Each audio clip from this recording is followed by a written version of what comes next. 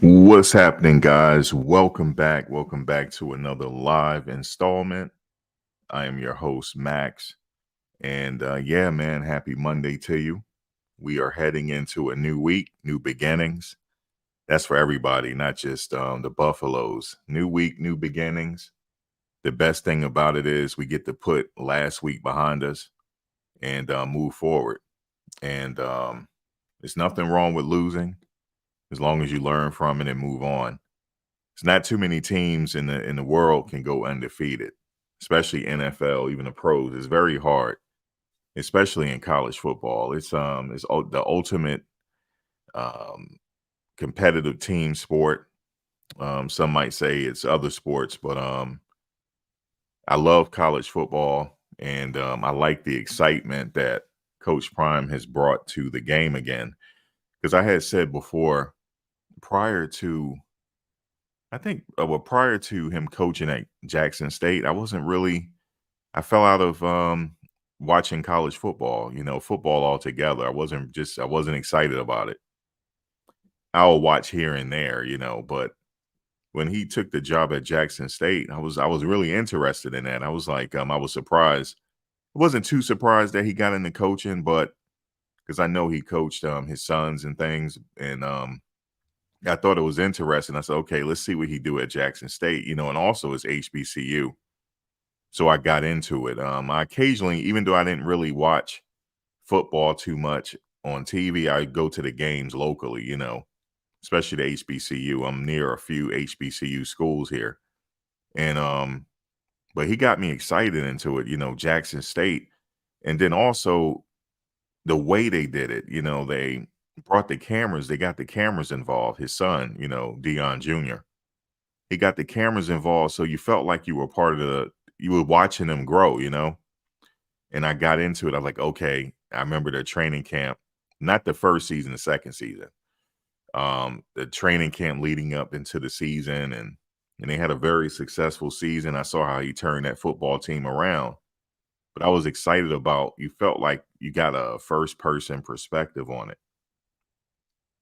and that's what I like about the whole process of following him at Jackson State. So I got really involved, wasn't wasn't really vlogging on it, but I was just watching in the background.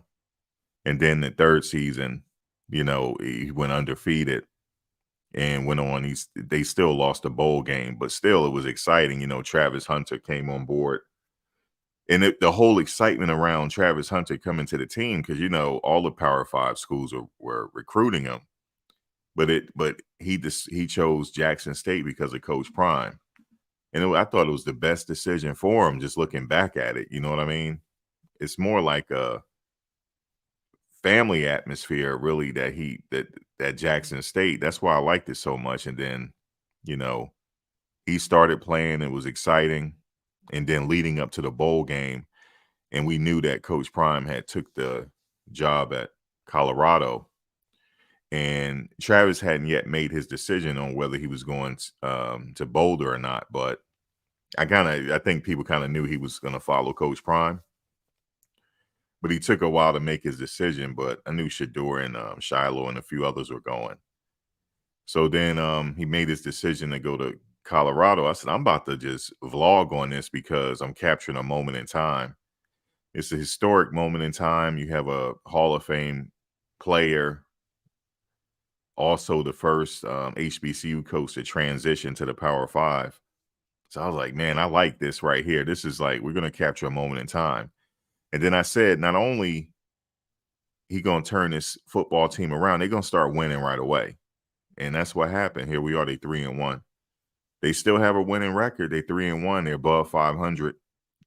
All these experts that said that Shador had to prove himself and Travis and a few others had to prove themselves, even though a lot of these transfers have big time college experience, but they still had to prove themselves. They brought a roster together. How's this going to work?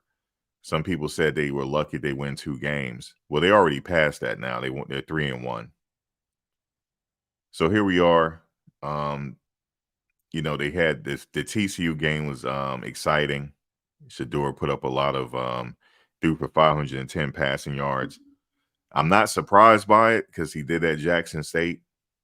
And I think everybody know if you keep him upright and give him the ability to get the ball out of his hands, he's gonna make some magic, you know. But one thing they had at Jackson State, they had a running game. They had an established running game. As you know, Savion Wilkerson transferred to Colorado. And as you know, he's a proven back. He runs hard, but they had a running game. And of course, they had a passing game. So Shador threw for a lot of yards those 2 seasons he was there. So him throwing for 510 yards and doing what he's doing now is no surprise to me, you know. So TCU game and then Nebraska, that was an exciting game. You know, it's personal, stuff like that. Then leading up to the Colorado State game, that was another emotion-packed game. All the attention was on, you know, the team in Boulder. Celebrities were out. It's just a lot of attention, and it breeds envy and jealousy. And we're starting to see that with some of these coaches. You know, leading into the Oregon game, the coach said what he said, and yeah, he said what he said. He said they're playing for clicks and stuff, but wouldn't he wish he would get the clicks? You know, it's all like, especially with this NIL thing. You know, the players want clicks, they want attention around them. But even his players respect Coach Prime, man. You see at the end of the game, Bo Nix said, Coach Prime, he wanted to get his attention. Gave him a hug, said good game, you know, just to be in the presence of Coach Prime. So that was respect right there. And that's it. You know, they lost the game, and they lost big, though. I mean, it wasn't close or whatnot, but they can bounce back. It's all about the bounce back. I don't know any great champion that's never excuse me, I don't know any great champion out there that's never took L's. Everybody you got to take some L's to learn. Like for my chess players out there, the more and more you play chess, the better you get. You'll grow with it. The more and more you play. When you first start playing chess, you need to learn how the pieces move on a chessboard, right? But then the more and more you play, you're going to get beat. But the more and more you get beat by more established players, you get better. You're actually you're losing, but you're getting better. Because if you play somebody that don't have the same experience as you or the same skill level of people that's beating you, you're going to beat them. You're going to start to see moves, and you're going to start to make your pieces work together. It just takes repetition and takes time. And this team really has just been put together. So it's going to take some time, right? But even still, they 3-1. That's a success. They're 3-1. And leading up to USC, any given Saturday, this is my belief, anything can happen. You lose one week, you win the next week. If they beat USC, people are like, how did this happen? They had a bad showing against Oregon. It can happen. It's just any given Saturday. Things can happen. It's all about the bounce back. That's what somebody used to tell me. It's about the bounce back. You could be broke one moment in life. You could be broke, you know, $5 in your pocket till payday. And then you keep grinding and having hope for yourself. Next thing you know, you got some money in your pocket. I'm just saying that on a basic level, but it's just you got to stay grinding and stay down. You just got to stay grinding and stay down and perfect your craft, whatever it is that you're doing in life, not just football. But yeah, speaking of USC, at some point I'm going to go over the USC roster. They got some really good players on there. We know Jerry Rice's son play on there. He's really good, man. He's really, really good. I'm excited to see this game. I really am. I'm excited to see the game. I'm also excited to see what personnel we put on the field. And you won't know till Saturday. That's what I like about it, how they do it. They don't announce their roster until you actually see it on the field. But we did get a chance to see some players get in a game that we haven't seen in a while. Alton McCaskill. He got in at the 4. He got in at the last moment. But I have to respect the fact that Coach Prime, he's going to bring these players along when he feel like they're ready. And if he don't feel like they're ready, they're not going to get out there. But if he feel like they're ready, then yeah, all steam ahead. They're going to be out there. So the reason why I say that is because he just shared a heartfelt text message from Travis Hunter. I'm going to play it. I'm sure you guys already heard it, but that was deep, man. He said, Coach, I ain't taking no for an answer, man. I want to come back on the game for USC. I figured he was going to do that. Travis is one of these like players that, they come once in a while, not just his skill, just his heart. This guy is recovering from an injury and, which takes time, to heal. It just takes time and rest. Right. But he ready now. He wants to like, nah, I knew that loss wasn't going to sit well with him because he knew he would have been a game changer if he was out there. So I know he's thinking that. They had some things to say about Travis. These are the trolls. These are not regular people. I call them, just think, what I liken the trolls to? This is why I know how to deal with them. Trolls, when I go live, the trolls after the game, they be in the chat. They're really NPCs to me. They're not human to me. I don't consider them human. That's why people like, man, you need to block these people. I don't consider them human. I consider them NPCs, like Grand Theft Auto. That's what I consider them, because no like sane person in their right mind that got something going on with their life is going to troll somebody. That's just how I see it. So they're not human to me. I believe that we have NPCs walking amongst us. I really do. I really believe that. Not in the sense of they're not human, like the sense that some people evolve more than others, man. So that's how I see it.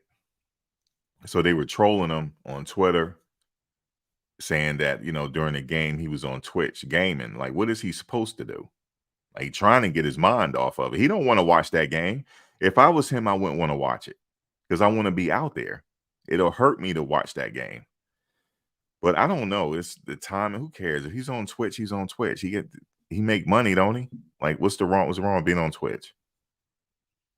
So, but he wants to get out there. He want to go.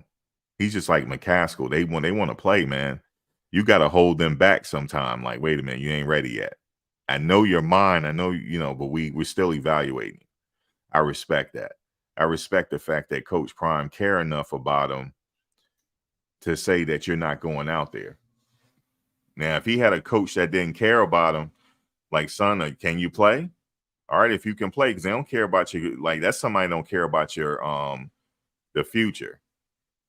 I mean, he's only going to be in college for a short period of time, and then NFL, and then after NFL, whatever if business endeavors, or even currently when he's in NFL, whatever business endeavors he has, that's what Coach Prime was thinking about. He's not thinking about USC. Like, you'll get your opportunity next year or whatever, or whenever or other big games. But no, you're gonna wait until you're ready, and then you'll get back out there. But shout out to Travis. He said he's not taking no for an answer, man. Let me play this. How's everybody doing? I call them soulless. Yeah, you said we do call them soulless. I thought it was just me. I learned how to deal with the trolls because I've been vlogging for a while, and I made a mistake a couple years ago during COVID, like getting involved with the trolls. I made a huge mistake, and it cost me some viewerships. Oh yeah, man, I made a huge mistake, so I learned from it. So you got to take your L's, right? You got to lose in life. You tell me somebody that's never took a L. If you show me somebody that's never taken an L in their life, I said they're lying. There's no way, because I used to box, and I'm gonna get into that little injury with Shilo Sanders in a second, because there's been many a times where I go to the bathroom and I'm like, uh-oh, it's time to go to the ER.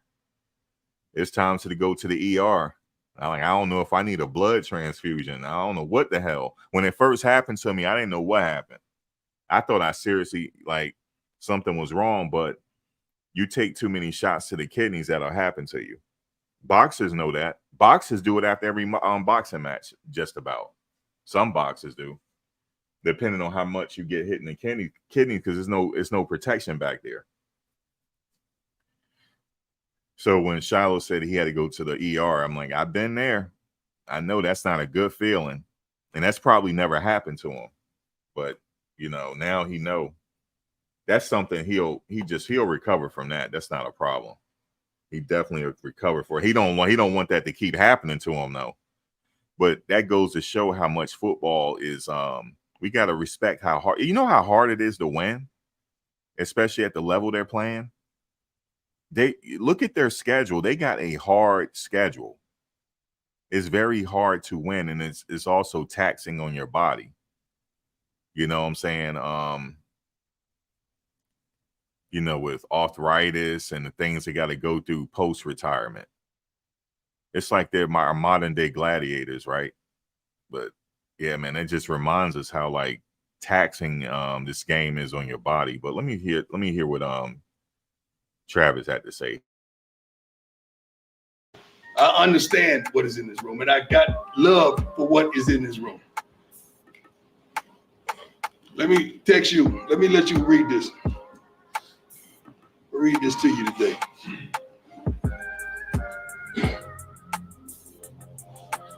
I need to play this week. We need to get everything we can so I can get back on the field. I'm not taking no for an answer. Who you think sent me that? How did you know that? Because what? No, you ain't ready, and I care about you more than I care about this game. You're going to change the game of football one day when you're healthy and ready. The future is brighter than mine ever will be and ever was. Relax and get healthy. I love you, son. That was the conversation. I care about y'all more than I care about this game. But I want you to learn throughout this game and throughout trials and tribulations who you are. What they do though?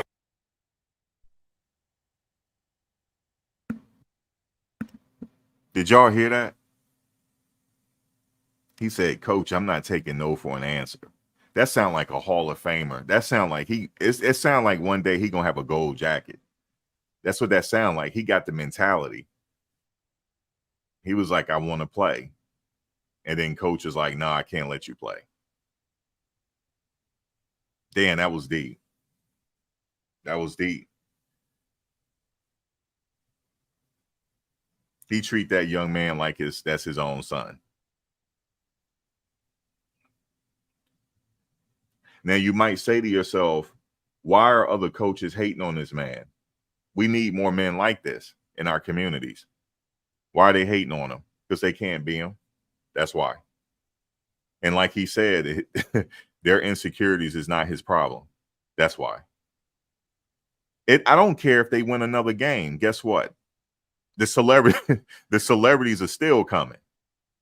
He's still the greatest show on turf. Excuse me. Colorado, the Buffaloes are still the greatest show on turf. Did you know football needed this? They needed him because I told you I wasn't watching it before him. I was not watching it. They needed him for the ratings. They needed him. You see, Phil Knight came over to him, showed some respect. They needed him. He said it. Phil Knight said it to him. Thank you for what you're doing for the game. They needed him. They needed him. He came right on time. He came right on time with all the ticket sales. Everybody's making money. Look at all the local people that's making money. Look at what he did for Oregon. The coach, look, I'm going to tell you, I'm going to keep it 100. I didn't watch not one Oregon game last year. Not one, because I didn't care about them. I watched Florida State and Jackson State and the Jets, but I wasn't checking for Oregon. I never was. Never was checking for them. I know about their uniform. And a friend of mine, very good friend of mine, her daughter wants to visit University of Oregon. You know what I said to her? Why? What you like about Oregon? She was like, I like it out there. I said, okay, that's what's up. And because we were like thinking about going up, I was like, I was gonna go up there with them to the campus so she could go see it. She's a ball player. She's multi-sport. She's like Travis. She's an athlete. You can't really, it's not one sport that she's not good at. She played lacrosse, basketball, volleyball, swimming. And she's just an ultimate athlete. And Oregon is on her short list. And one of the players that was playing at Colorado last year that transferred to Oregon, they go to the same school. He went to the same high school she go to now. Nico Reed out in Cali.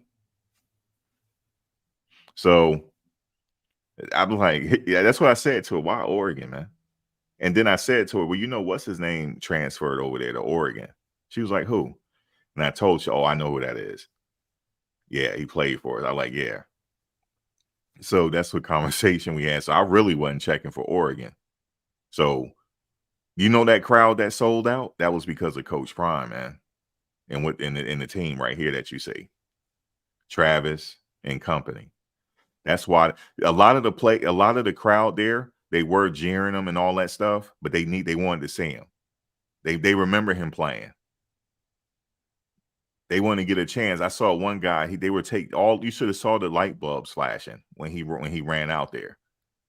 All the light bulbs flashing, getting a chance to see him because we don't know how long it's gonna last. This is a moment in time that we're capturing. I don't know how long he's gonna coach, but this is a historic moment. And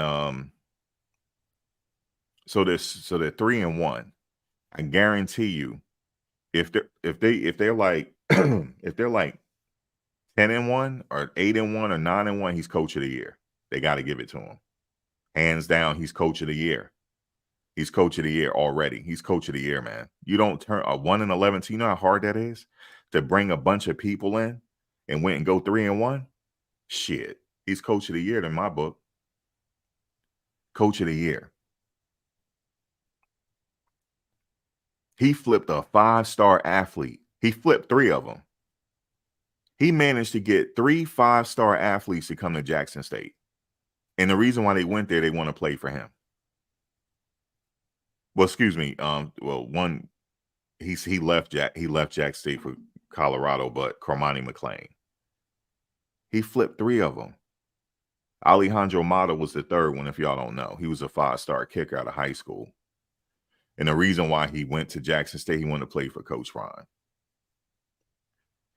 And a lot of these coaches, they might be hating because there's a serious threat. Because somebody said to me, well, yeah, he can go in the transfer portal and he's not going to get the bona fide star players. He might. That's a threat. He might. It could be some star players like how Bear Alexander did. Surprised people and transferred to USC. He was on a national title team last year, Georgia. And he transferred to USC. Why? Because he wanted to play for Lincoln Riley. He wanted to be up there with Caleb. And he liked it out there in California. That's why he wanted to go. You can't stop a kid. Like, I'm sure they offered him a bag maybe to keep him at Georgia, but no, he didn't want to do it. And that's a 5-star defensive lineman that left. So don't you think some 5 stars are going to come to Boulder now? Of course they are. We just don't know who. We're going to have to wait and see when we get there. He's like what you call a player's coach. These kids want to win for him. They want to play for him. They listen to him. And he relates to him. He's probably the only coach that can go in some of these kids' living room and they feel like that's family. And they don't feel like the coach is out of place. And he know how to talk to you. He ain't gonna promise you nothing. He said the only thing he promises, if you give me a son, I'll take care of him. He'll come back a man. That's the only thing he gonna promise you. That's it. He ain't promise you no playing time. You gotta earn it. That's what we're seeing right now with Cormani McLean. I guarantee you, when he do get on that field for a significant amount of time, he know he earned it. They got a dog though. He's if he's not ready, he's almost there. He's ready almost. I saw those 2 tackles, and then I heard a hater talking about, yeah, but the guy, whatever. It's still the way he tackled him, man. He took down a 300-pound lineman with no problem. The guy tried to. If you look at the technique again, The guy tried to stiff arm him, and he ducked it. So he's ready. He's almost there. But like I said, the coach is no better. His coach played in the NFL, not Coach Prime, Mathis. So if Mathis, when he feels ready for him to be out there, I know he's ready. It ain't no question. When Coach Mathis feel like he's ready to get some significant time, then he'll be ready then. They got NFL players they got a hell of a coaching staff, so they'll get it together. They are a threat to beat USC just because of the personnel that they have, the coaches and stuff. So, but you find me somebody that never taken an L, then they lying to you. Mike Tyson took L's. Muhammad Ali took L's. Yep. They took L's, man. Yeah, Floyd went undefeated, right? But he took L's in the amateurs. That's where he learned his craft, is in the amateurs. That's where he took his L's at. But people take L's. Calzaghe took L's too, even though he went undefeated. But he took L's in the amateurs. That's where you learn. That's where you learn to be a boxer, in the amateurs. That's where you learn about that, what Shilo went through, going to the hospital, like, oh my God, why my toilet looking like this? Yeah, you learn that in the amateurs. That's not funny. That's not fun though when that happens, because you think you're dying, at that point. But you think you're like, but yeah, man, it's not pretty when that happened though. But Shilo, I don't know the status on him. I know I've had that type of injury like multiple times, and I hope I never had that again. But that's something with rest, and that'll clear up ASAP. So hopefully ain't no significant damage. I just don't know when it happened. Did it happen after that one tackle where him and the guy popped each other, and then he fell down and the crowd went, ooh? I don't know if it was that play, but he'll be all right. Xavier Weaver, he was out there. He seemed like he's okay, so that's good. So long as we don't have no more significant injuries, man, you win some, you lose some, man. You win some, you lose some. Travis want to be out there though. I know it's killing him. He want to be out there, but yeah, man, he'll be out there when he's ready. And yeah, man. Keyshawn Johnson, he said something recently. Well, today he said, not recently, he said it today. He said, I spoke to somebody in the coaching fraternity right after the game. He's talking about Oregon. And they know some people that coach at Oregon, Keyshawn Johnson said on FS1 Undisputed. And they said, I never heard of another assistant coach of how much information was being given to that staff. So that's what he said. He said that he's alluding to the fact he never said who his source was. So I don't like that. I mean, I want to know who the source is now. Who is the source that told you that? But he said that they were getting inside information. They were getting inside information on Coach Prime's team.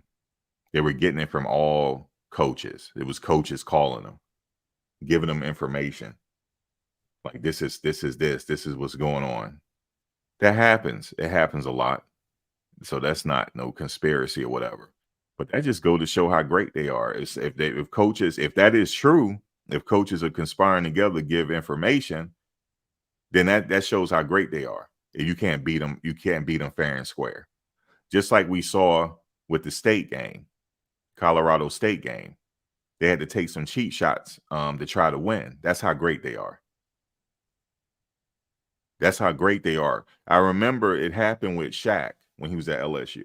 The coach said, I can't have you stay anymore because, his parents want him to go get his degree. He said, you can come back and get your degree. I can't have you play no more. You got to go to the NBA. They're gonna try to hurt you here. You're taking too many cheap shots. You got to leave. He left after his sophomore season. Shaquille O'Neal. He was like, I can't have you here no more. And same thing happened with Tim Duncan, even though he finished. I think they made him take out an insurance policy.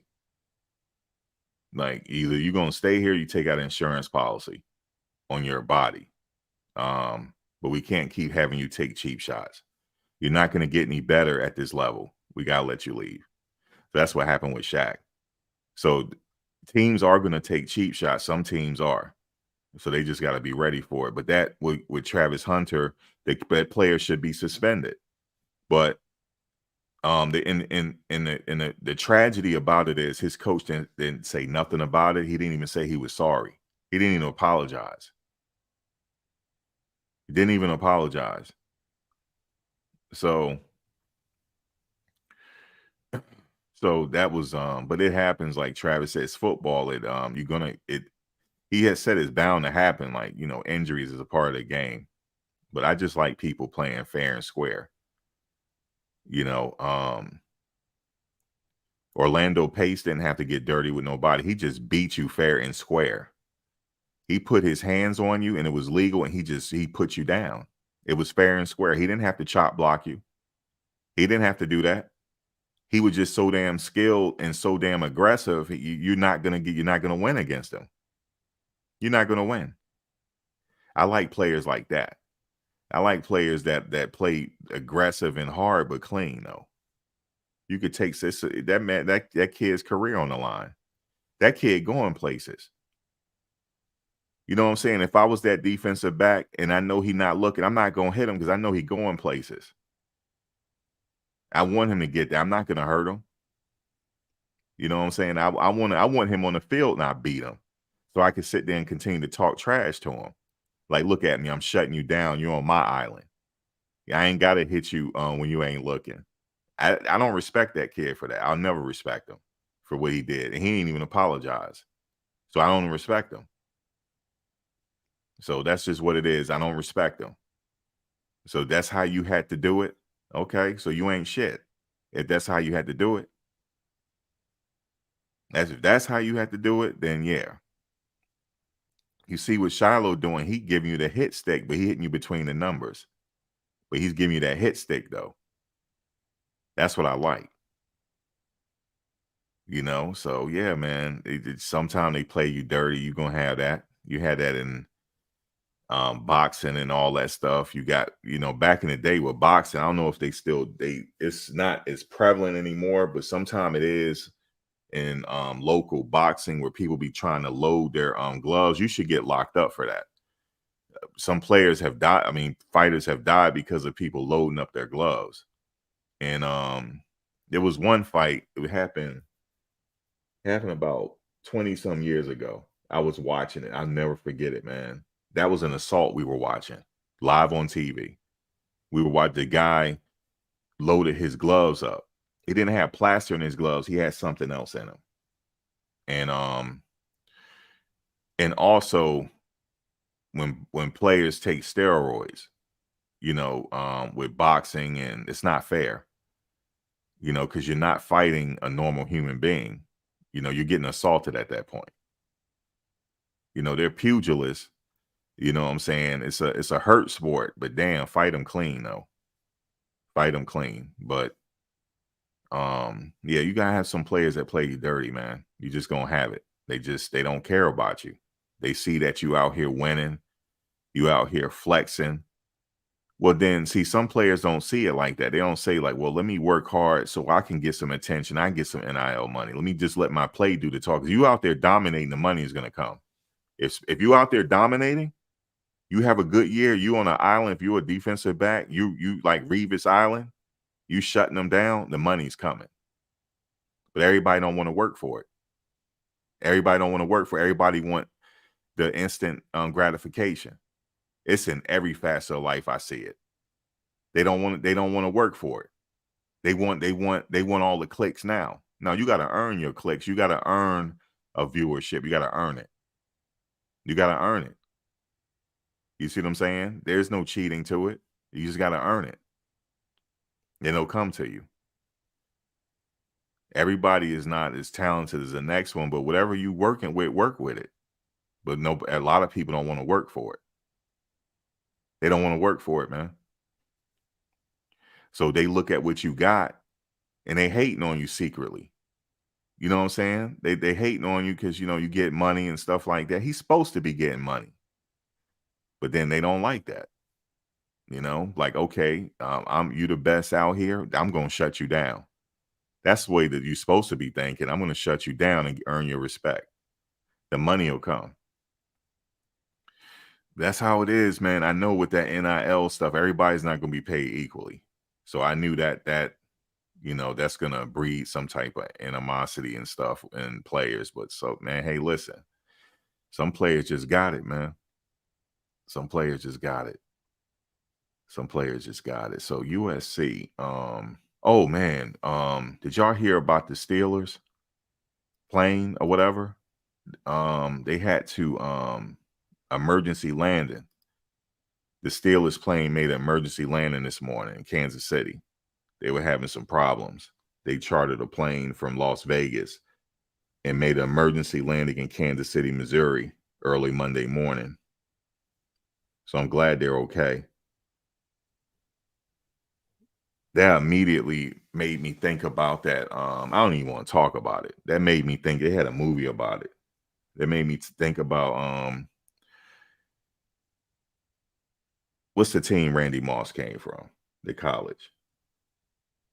That college where that plane went down. I don't even want to talk about it. I don't want to talk about it. Because as many times as I have flown on a plane, I still can't get used to it.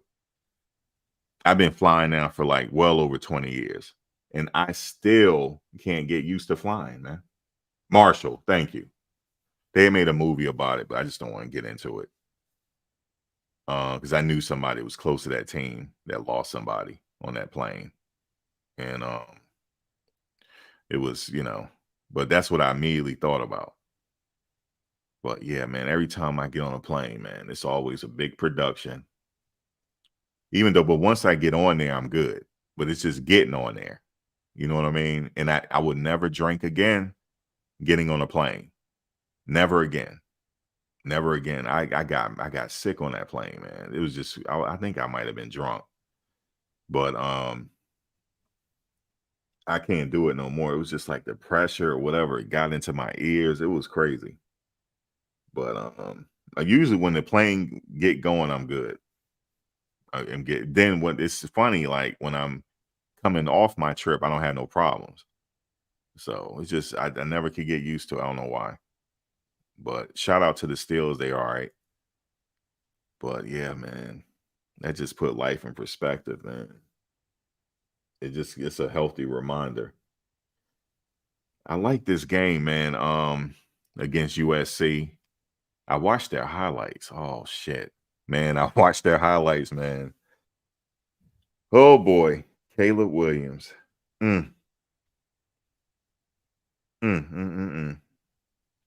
Is he leaving this year? I think his father said he ain't no guarantee that he leaving.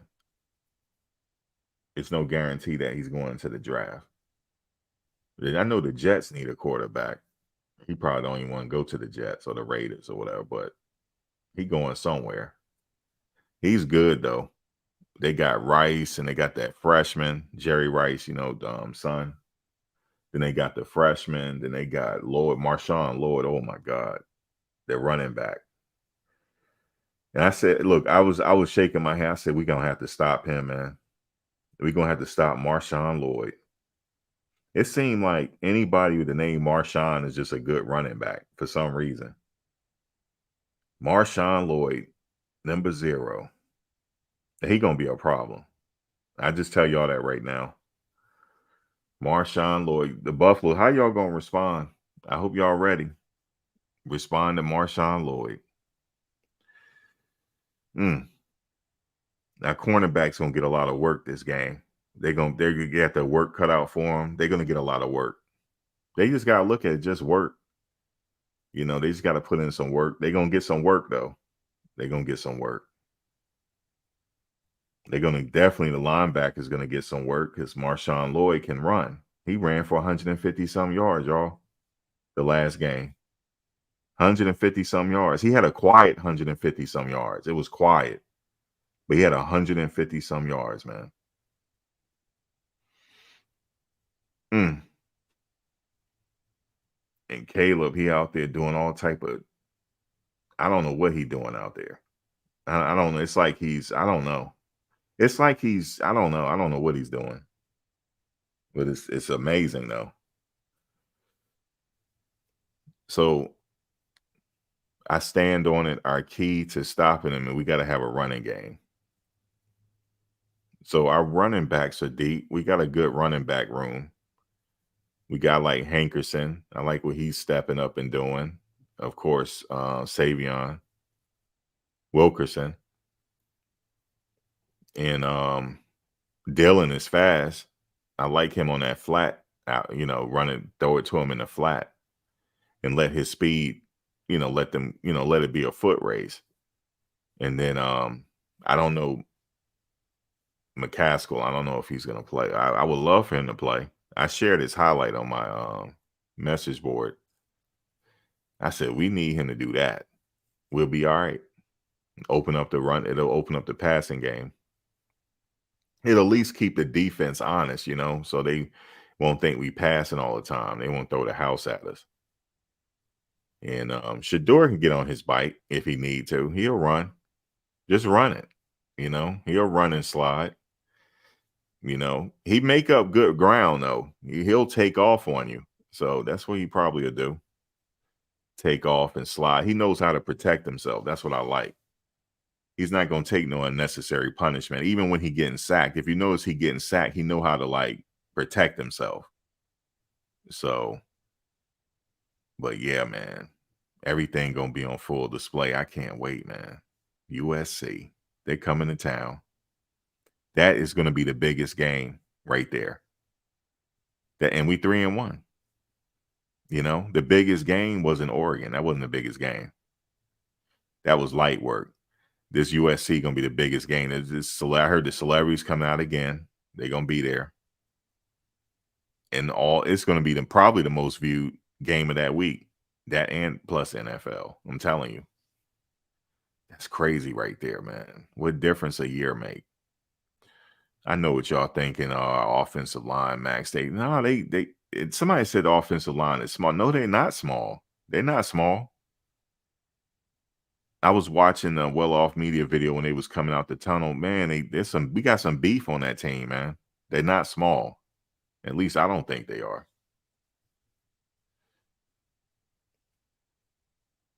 Then yeah, they're not small, man. They're not small. But I don't know. They're gonna have to protect Shador. Ain't got no other choice. You know what I'm saying? But I'm telling you right now, that defensive line for Oregon, that was light work compared to USC. I'm just letting you know because I've been watching them. That's light work. The USC team got, let me see, 1, 2, 3. They got 4 NFL players on the team right now. 4, if not 5, on the same line. Bear Alexander, Muhammad, and the kid that transferred in from Texas Tech. That's 3 right there. And the other 2, I don't know their name. Okay, so yeah, that's what our offensive line is going against this week. Somebody named Bear. Somebody named Bear Alexander. Jesus. Bear. And somebody call you Bear, you're a problem. You know what I mean? So he's good at deflecting the ball. He's considered a 5-star. But they don't, like I said, he has experience on a championship team because he won a national title last year. He's very good, like I said, at penetrating and deflecting. Muhammad is good at getting to the quarterback. Also, the kid from Texas Tech. He lost weight too. He used to be bigger than what he was. He lost weight. He got lean. He's a problem. He's on the left side. So Shador will see him coming. Muhammad is on his left, on his blind side. Bear is in the middle. And they also have another one that they interchange out. It's Bear and another guy. I forget his name. Yeah, they got that. That's in the center. So our center and our guard, they're going to have their work cut out for them. But they can do it. You know what I mean? It ain't nothing but some work. That's how I would see it. Now, what kind of mind state would I get in? if I'm an offensive lineman. I didn't trust me. It wasn't fun playing them trenches, but you just gonna have to get aggressive. I don't know what they got to do. They just got to do it. You know what I'm saying? I'm like, Shador, I'm gonna give you 3.5 seconds. I'm gonna give you 3.5 seconds. Please get on your bike, please. Get on your bike or do something. I mean, have you ever heard of Shador? I know you're too young. I'm young. I don't remember this guy playing. Have you ever heard of Bart Starr?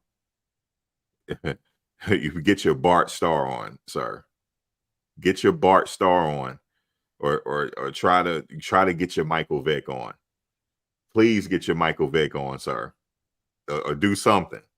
You know what I'm saying? Like, I'm gonna get you for 3 seconds. I'm gonna get you. Don't worry about it. I got you. I got you for 3.5, 4. Well, how long it take? But please get on your bike. You know what I'm saying? But that line ain't nothing to play with. They nothing to play with.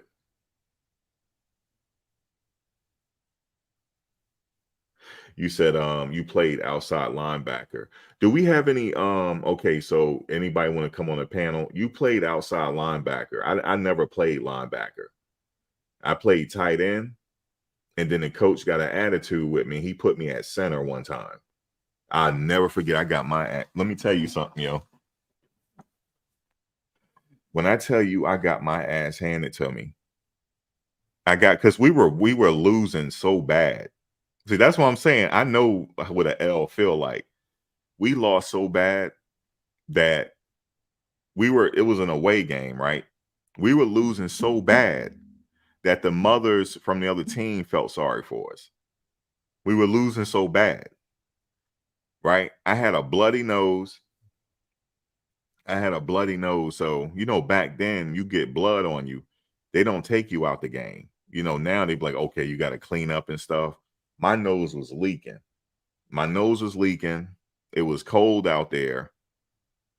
And one of the players in the other team, parent came down and gave me a towel. It was the other team towel. Come here, boy. Let me help you out. You look a mess. It was when I tell you it wasn't pretty. They ain't had no business putting me out there like that. I was undersized and I was getting manhandled. And then I never forget it. My coach, Slowy, he said, why don't you just treat it like a fight and start fighting back? Why don't you do that? And I started doing that. And I wrapped my hands up like a bat because I couldn't catch the ball. That's why they couldn't let me. I had wrapped my hand up like a battering ram, and it started going up against his head, man. I did that. Yeah, I played dirty. I went right up against his head because I said, if I'm going to sit up here with a busted nose, he got to have some type something. You know what I'm saying? He going to have something because I'm not going to be the only one bleeding out here. So, and I got him back. I don't agree with doing that. You know what I'm saying? I agree. Like I said, you got to play clean, but yeah, he popped me right up the face with his helmet. His helmet went right, and I had that one of them nose guard that I wasn't prepared for the line. I bust my nose wide open. Bust him wide open. Sitting up there hitting me with his helmet. And I got his ass back with my helmet. But see, you got to get him when he ain't ready for it. That's what I did. He said, why'd you do that? I said, look at my face. I look like what did it hit my face? You know what I mean? So who played offensive line in here?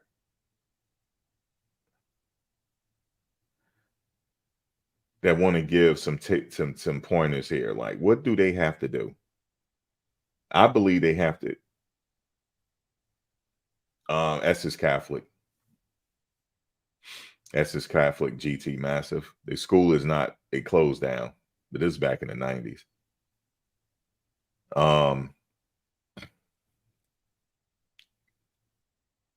What do you call it? And who played on the offensive line? You play O-line? Tell us right now, what do they have to do to protect Shador? Do they have to get more aggressive? What do they got to do? What do they have to do? Okay, we got a lot of O-line people in here. I know you play safety, I know, in corner.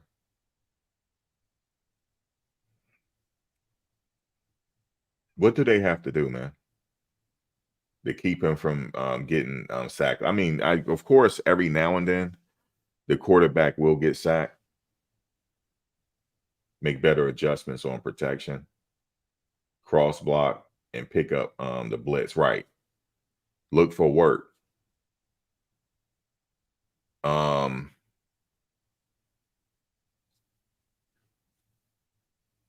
Yeah, they definitely gonna have to pick it up.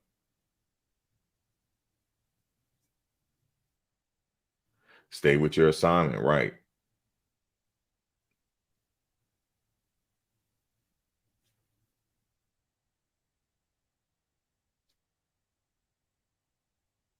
Yeah, you go lower. I was watching Orlando Pace. I was watching a lot of his highlights yesterday, seeing if I could come up with something. Man, he was a monster, man. The only thing I could tell you. He started as a freshman at Ohio State. He started, I mean, when I tell you he was a complete monster, he was a complete monster, man. When he got his hands on you, you and him going to the ground one way or the other. He's on top of you. It was he was up for the Heisman Trophy. He was a Heisman Trophy finalist as a O lineman. The O lineman respond well to the run game.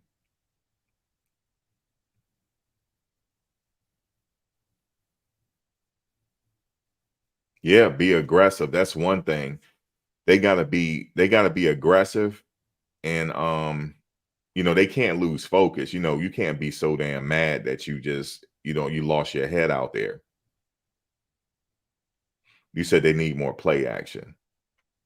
They need to, I'm talking about, be extremely aggressive. There was a couple plays where I don't know if it was the right or left tackle, they got their man their man got away from them. I know one thing about Orlando Pace. I think they call him the cat. He was fast on his feet. He also played basketball. So he was very athletic for a big man. So I don't know if I can't. Obviously, it's not too many people like him, but he was fast on his feet. And he had a nice vertical too, believe it or not, to be that damn big. And also he was fast. So that helped him too. But they're gonna have to stay, can't let their man get away from them.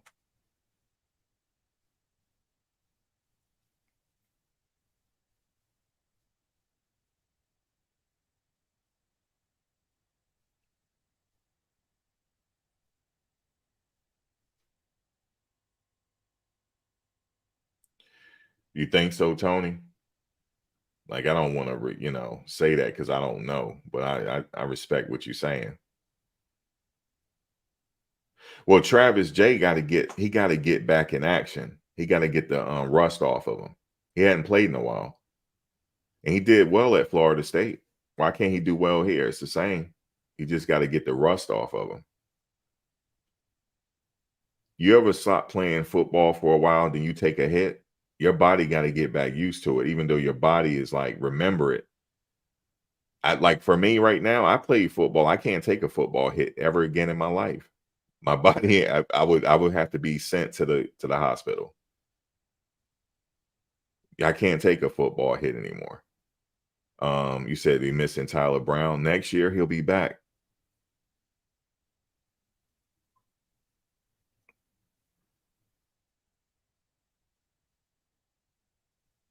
He got to get the rust off. I do like Cooper though. He's number 3, right? He's on that right side, the cornerback. I like him. Somebody suggested that they change up their defensive scheme. So what do y'all think they should run? Like, in your opinion, if you were the defensive coordinator right now, what defensive scheme would you run? Would you play more cornerbacks, or would you play How many linebackers they playing? What, 2 or 3? No, 2. What would you do? What would your hey Medea, what would your package look like? 4-3?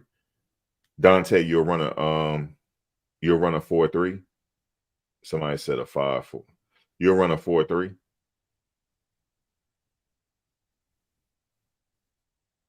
You run in zone coverage. And Shilo is in the middle. Wait a minute. Right now, Shilo is he in the middle? I think they got what's his name in the middle. You'll play 5 linemen on defense. The same scheme the coach at JSU used. They're gonna have to change up, possibly. You know why I say that? You remember that play? I can't remember the play. Remember that play where that wide receiver was wide open and nobody was there to touch him? I mean, he had a huge, even I could have caught that. Even I could have caught that into the end zone. There was what's his name? Oh my God, what is his name? He was not there. There was nobody around. Shilo was on the other side. If Shilo was there, he would have caught him, but he wasn't. That wasn't his assignment. He was on the other side. He tried to get over, but it was too late.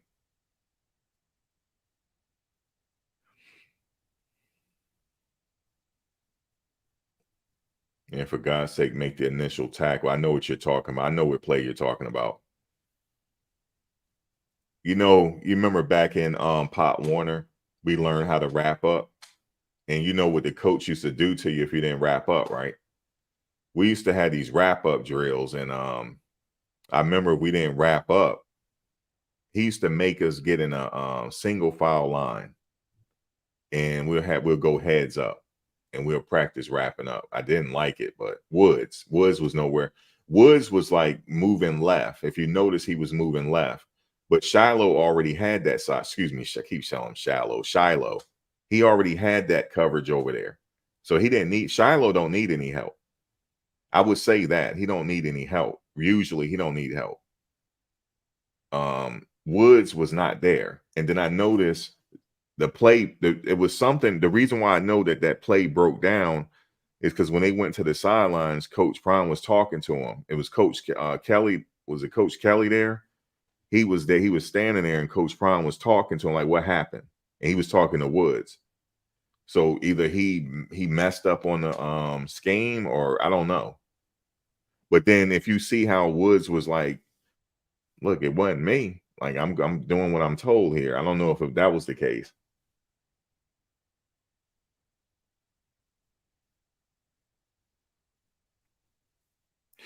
Now, you said the middle linebacker is too soft. I know Mitchell is playing the outside linebacker. He's on the right side.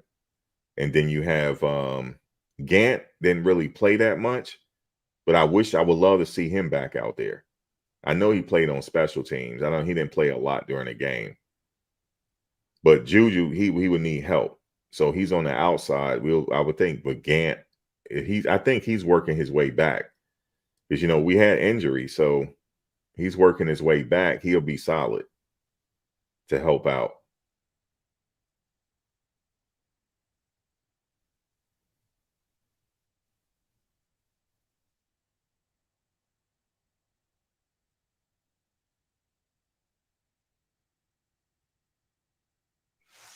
Yeah, I know what y'all talking about with the missed tackles. That's a good way. I remember when I played, that's a good way to get sitting on the bench. Either that or catch alligator arms. Y'all know what alligator arms are. You going through the middle and you feel somebody breathing on you, get alligator arms. You know you could have caught the ball, but you know you're going to take a lick.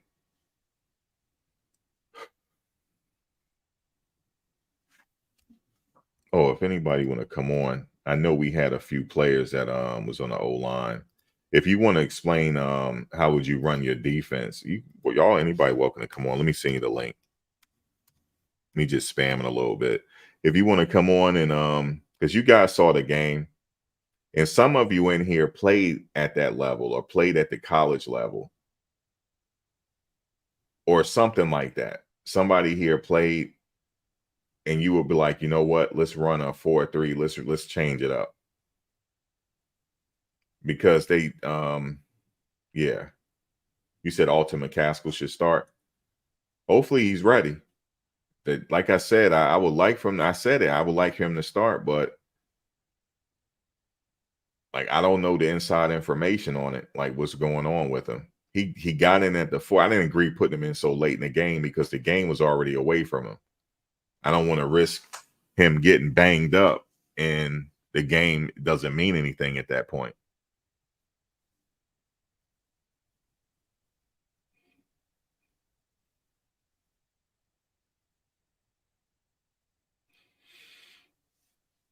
Because, you know, I went back and looked at the game again because on the other channel, I recorded the game, like, because we were talking throughout the game or whatever.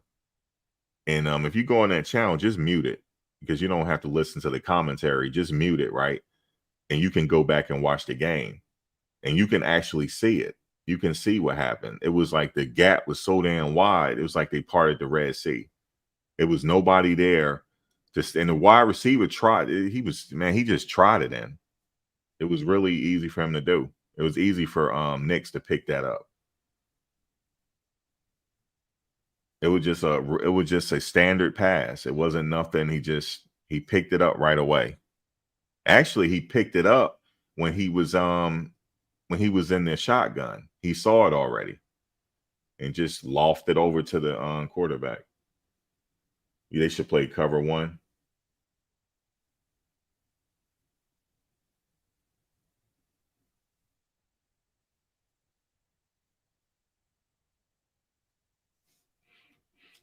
Oh, GT Massive coming on. All right, GT Massive. Hey, GT Massive. The game again because on the other channel. Hey, what's going on, GT Massive? Yeah, what's up, bro? Let me just let me hide this. Let me take this off. Yeah, I know you were saying earlier. How would you said you played, were you an offensive line or were you defensive line? I played O-line and D-line when I was younger, when I was in freshman year. Then I moved on to linebacker and tight end. Okay, now, yeah, I was asking you before, like, from your perspective, because you got some experience on the line, when you saw the game, what did you see from your perspective? I saw a lot of lack of fundamentals. The linemen, they got their hands on the outside of the shoulder pads. You know, you're supposed to have it underneath the chest. Yeah, sir. Right, yep. You're supposed to keep your hands together, keep your feet underneath you. You know, you chopping feet. You know, and the thing is, they can't backpedal so much. 4-4-D works well. You can't be afraid of people's pass. Seems like everybody is into this pass thing, pass. And then if you're going to pass 5-10 yards, use the tight ends. Right. You know, you can't have this I don't know. They go on the run and shoot almost. Yeah. You know, it's a run and shoot thing. You know, everything is off the shotgun. And come on now. You know, you gotta get back to fundamentals. Yes, the tackling is bad. I see a lot of guys throwing their bodies at the legs. You see one guy, he's the running back from Oregon. He basically just skidded off of them and kept on going and got a couple more yards and saw that play. Right. You know, you know, the game was interesting because they kept starting from really good field position. Right. So they didn't have to go that far. That was another problem. But you mentioned something there when they were blocking. You said their hands was at the shoulder pads. I noticed that. I had to go back and watch it again. Yeah, I was watching it all. I was like, oh man, that's, you know, the guy on the right side. I don't want to call anybody's name out, but they're gonna see it. They're gonna see it. Right. You know, you can't do it like that. You know, and and so the receivers running routes. I saw receivers running routes all sloppy. Their hands are flailing. You know, run the route. Right. So I think that was Weaver too, by the way. But yeah, you gotta have Weaver. Yeah. But anyway, you got to have that discipline, the fundamentals. you can't backpedal the whole time in the offensive line. You got to attack. You got to hit that guy. Yeah, you got to hit him with it. You got to be aggressive and hit him. I did notice they would. It was backpedaling. Yes. You got to come up on his pads. Yep. You know, let them know you're there. Yep. You know, you keep backpedaling. I played outside linebacker, and yeah, you backpedal. That's great for me. Yeah, because you can get the leverage at that point. You're bringing me back to the backfield. You're bringing me back to the quarterback. So okay, keep on going back. Hey, you remember that play? It was Wells. What happened? I don't know if he got knocked off balance, but what happened was they backed him into Shador, and they called it a sack, but Shador like got hit. It wasn't like a man hit him. He just tapped Shador when he was down. You have to have a field awareness too. You have to know that your quarterback is back there. Yeah. This man can go for so far. You have to keep him here. You know, right? Yeah, you have to occupy his time the whole time. So but I saw a lot of fundamental things. I'm sure they're gonna see it too, and they're gonna work on. They're gonna learn football 101. Yep. They're definitely gonna work on that. The NCAA, the USC is crisp. I watched from the highlights, and they're gonna be hitting hard. They're gonna be coming fast. They've got some talented players. You're gonna see the NCAA just like Oregon showed them. Yeah, they. I was looking at because I like the trenches. I was watching their defensive line on how skilled they are. I forget the guy that transferred in from Texas Tech. I was zeroed in on him. He has a finesse game. He knows how to. He always getting pressure to that quarterback. Right. For some reason, he knows. Yeah, he probably learned that in high school. Yeah, he learned that young. Yep. How to read, and he knows what's passing when it's run. You see that. I remember playing. I could see it. They wouldn't throw my way. They wouldn't run my way. That's it. That's right. It. Because you can it's almost easy to you. You know, your vision slows down. You know, you can see everything moving in slow motion. Right. Almost. Yep. Yeah. You see, you key in certain things. You know, the lineman, the stance, the quarterback, and his movements. You can see where they're gonna throw a little screen, and then you have your assignments. You have to protect your positions. I don't know what they're afraid of the pass. Basically, they're afraid of the pass, and that's what they were keen on. They were looking for that long pass, and then you can just get them all day with the short, the little 5, 6 yard pass, 7 yard, slants and so on. Right. 10 yards. They can get them with those short passes, and then if they want to go long, then there'll be the opportunity there to get a long ball. I mean, I didn't want to call any names, but number three was playing horrible, but Oh, the cornerback? Yeah, you got to get it together. How you like the linebacker position? I like Juju. I don't have no problems with him. I didn't see much wrong with the linebackers. Yeah. I know that it has a lot to do with because it's not even that. It's not even the linebackers. It was mostly the cornerbacks. Okay. Yeah, it was mostly the cornerbacks, I believe. But I got to look at it again. But yeah, I noticed that with the cornerback. He was playing it so far back. The first play, I was like, "What is he doing back there?" And, yeah, like I wonder if like the coach might have said something to him, like, "Why don't you come up a little bit? Use your speed. You're fast. Use your speed if you Don't be afraid of that long ball." And even Oregon did that. Yeah, they did it too sometimes. A little afraid of the long ball, and then they got to pass off to Jimmy Horn, right? Because they were so afraid of going long.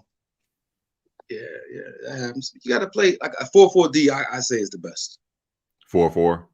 4-4-D. Yeah, we probably gonna see a new look this weekend. I'm pretty sure of it. Yeah, they definitely gonna change up. USC is gonna be rough. Yeah, you see Jerry Rice's son out there. He looks really good. He ran his father's route on that first touchdown play he did. It was a post. It was like a slant post, and he was in the end zone. The same route his father used to run. Yeah. Quick. The quickness. Yeah. You're gonna see the quickness. They're gonna have to learn. Yeah. They said we're gonna learn today. Yeah, they're gonna be learning.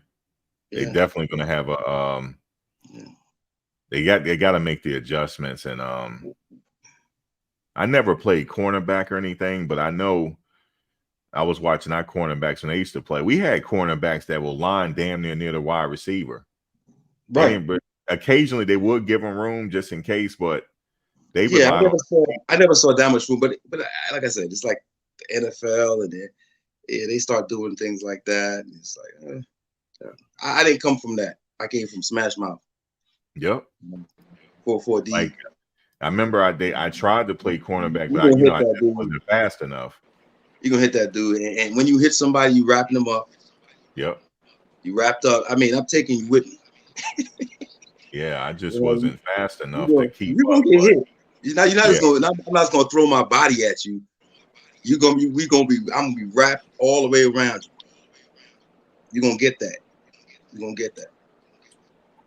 Yeah. But I mean, if they lining up so far back, is that the coaches wanting them to do that? I mean, yeah, maybe he blew it. Maybe I don't know. Who knows? Yeah. He seemed unusually a little too much distance. Yeah. It was unusual. Yeah, but that's what I saw a little bit of what I watched. I was like, okay. And then I watched the USC highlights, and I was like, wow. Well, yeah, I watched their highlights, man, and the running back. They're gonna have to wrap that running back up, Marshawn Lloyd. He transferred in. He played against Caleb Williams in high school, and then they met up again, and he transferred in. It was a good transfer pickup for them, Marshawn Lloyd. That's the thing. The D-line has to close those holes up. You gotta know that. You gotta know how to do that. That's not a skill. That's not a technique. That's a tackle. The tackles mainly are the ones who close holes up. You could block a guy into the guard. Block the other tackle into the guard. Yeah, you gotta do all that. But I'm speaking from from a standpoint of like never playing on the NCAA level. Yeah.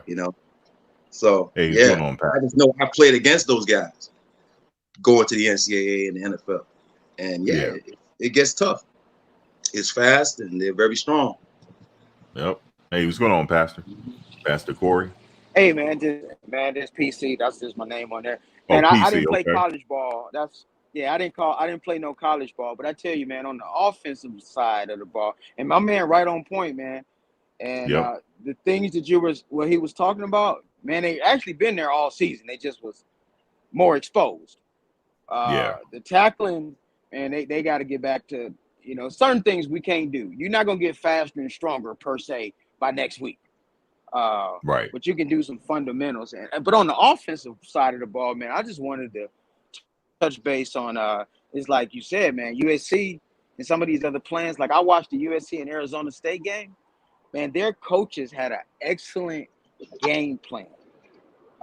They may have been outmatched, that Arizona State and USC game, if you was able to watch it. But it was very well coached game, very aggressive. They had a great plan. And I'm hoping that on the offensive side of the ball, because I was at the Colorado State game a couple weeks before last. I went to that game. Okay. And we haven't made adjustments to our players' strengths. And I know they're crowding the box, so it's taking away some of the slants. I get that. But it's amazing how when you put the ball in Shador's hand and what you want to, I may say this wrong, guys, so I apologize. Seemingly in the 2-minute drill where he has to go, he flourishes, Okay. So I don't know if that means we got to put a big back like out. Man, I don't know why in the world Alton wasn't playing. Nate, I don't know. But I don't know. Put a tight end on there, blocking tight end to just kind of slow it. It's either we got to air out, or slow the game down. In my opinion, I think we need to slow the game down and maybe, I'm not saying ditch what is it, Sean Lewis, his original plan of going fast, Right. but something's not working. We're not adjusting. It seemed like we got to either roll Shedeur out a little bit to give him a little bit more time, and the receivers got to run their full routes. I saw the receivers slowing up on routes, and therefore that's going to take some sacks too. What y'all think about that? Yeah, I was like, yeah, he definitely he had the ability to roll out if he need to, because you saw in the end of the game he started running. If he needs to, yeah, he got to run. He knows how to protect himself. I'm not worried about him running. He knows how to protect himself and slide. So if he need to, yeah, do it. You have to build an offense. I'm just saying, even run some rollouts. Yeah. Yeah. I'm sorry. You have to build an offense where he's doing a 3-step drop and getting rid of it. Stop. Exactly. Do 3-step drop and get rid of the ball. You're already in the shotgun, man. You know, and even that, it's not a 3-step drop with a shotgun, but you have to get rid of the ball with that quickness. The routes have to run that way. You're not doing these crazy routes, and because you know what they're throwing to. They have this offensive packages where they throw to specific players, and everybody else who know they figure they're not going to get the ball. I see guys running routes like almost like they know they're not going to get the ball. Can't do that. You gotta assume everybody's going to get the ball. Yeah, you got to assume that you're going to get the ball because he does have great vision. If you're open, he'll get it to you. Yeah, I wonder if they're thinking like that. With the crossing routes, like what Colorado State ran the same play on both sides, those crossing routes. And it was basically drop back, what you just said, drop back 3, boom. Wouldn't something like that help us at least get some rhythm? Yeah, and keep Dylan in the flat if you need him. He'll bail you out. He has speed. He can catch up a lot of yards on the flat. Or whoever. Yeah, I don't like the screen pass. I don't like that screen pass. No. Oh, he dropped. Hey, Shells, you there? Hey, what's going on, Max? Hey, what's going on? Man, thanks for bringing me on. Receiver. GT, what's going on, brother? What's happening, bro? PC, what's up, man? What's up? Man, blessing to all y'all, by the way. I watch you a lot, Max. So thanks, I appreciate it. Love you, brother.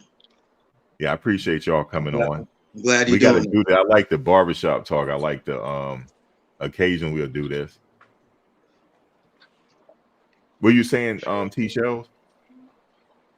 Yeah, man. I just wanted to chime in on just what we've been seeing and what we've been witnessing. Because Colorado had been relevant, man, since 90s. Man, listen, you know, Cordell Stewart, man. Yep. Sean Salon, man. Airbnb, man. Listen. Westbrook. Yep. Come on, hey, so like the Buffaloes just haven't been relevant in a while. And we already know where all the slack is coming from, all of the hype, because it's prime time. It's the prime effect. I mean, everybody knows that. But when we dealing with the game and this weekend and dealing with that loss, everything from the get-go seemed off. Even right after the Colorado State. Yeah, we got weaknesses on the O-line, and I think a lot of the weaknesses is the tackles, of course, are not this strong, but the O-line does a decent job, not for a long period of time. And based on how they're trying to run their offense, I think Sean needs to adjust the offense based on what the offensive line can do. Like you gotta adjust your offense based on your strengths. You gotta go with your strengths, man. You wanna run a pro style offense because you got a pro style quarterback, but you gotta put that pro style quarterback in the positions where he could be a pro. So you got running backs, you got speed, like you got Dylan, right? You pop him out in the flat, I heard you say that, Max. That's always a plus. Right. But when you got the blitzers coming in and you trying to pass protect, Dylan don't need to be in on no type of pass protection because you really said, yeah, he got heart, but at the end of the day, man, come on.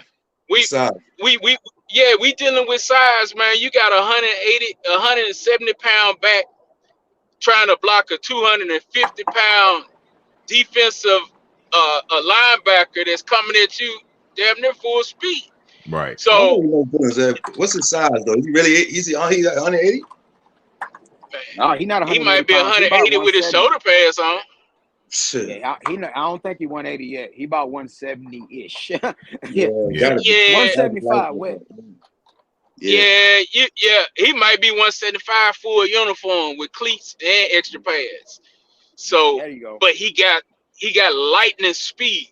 So you got to work with your strengths. You gotta put the defense, and you don't allow the defense to dictate how you gonna move.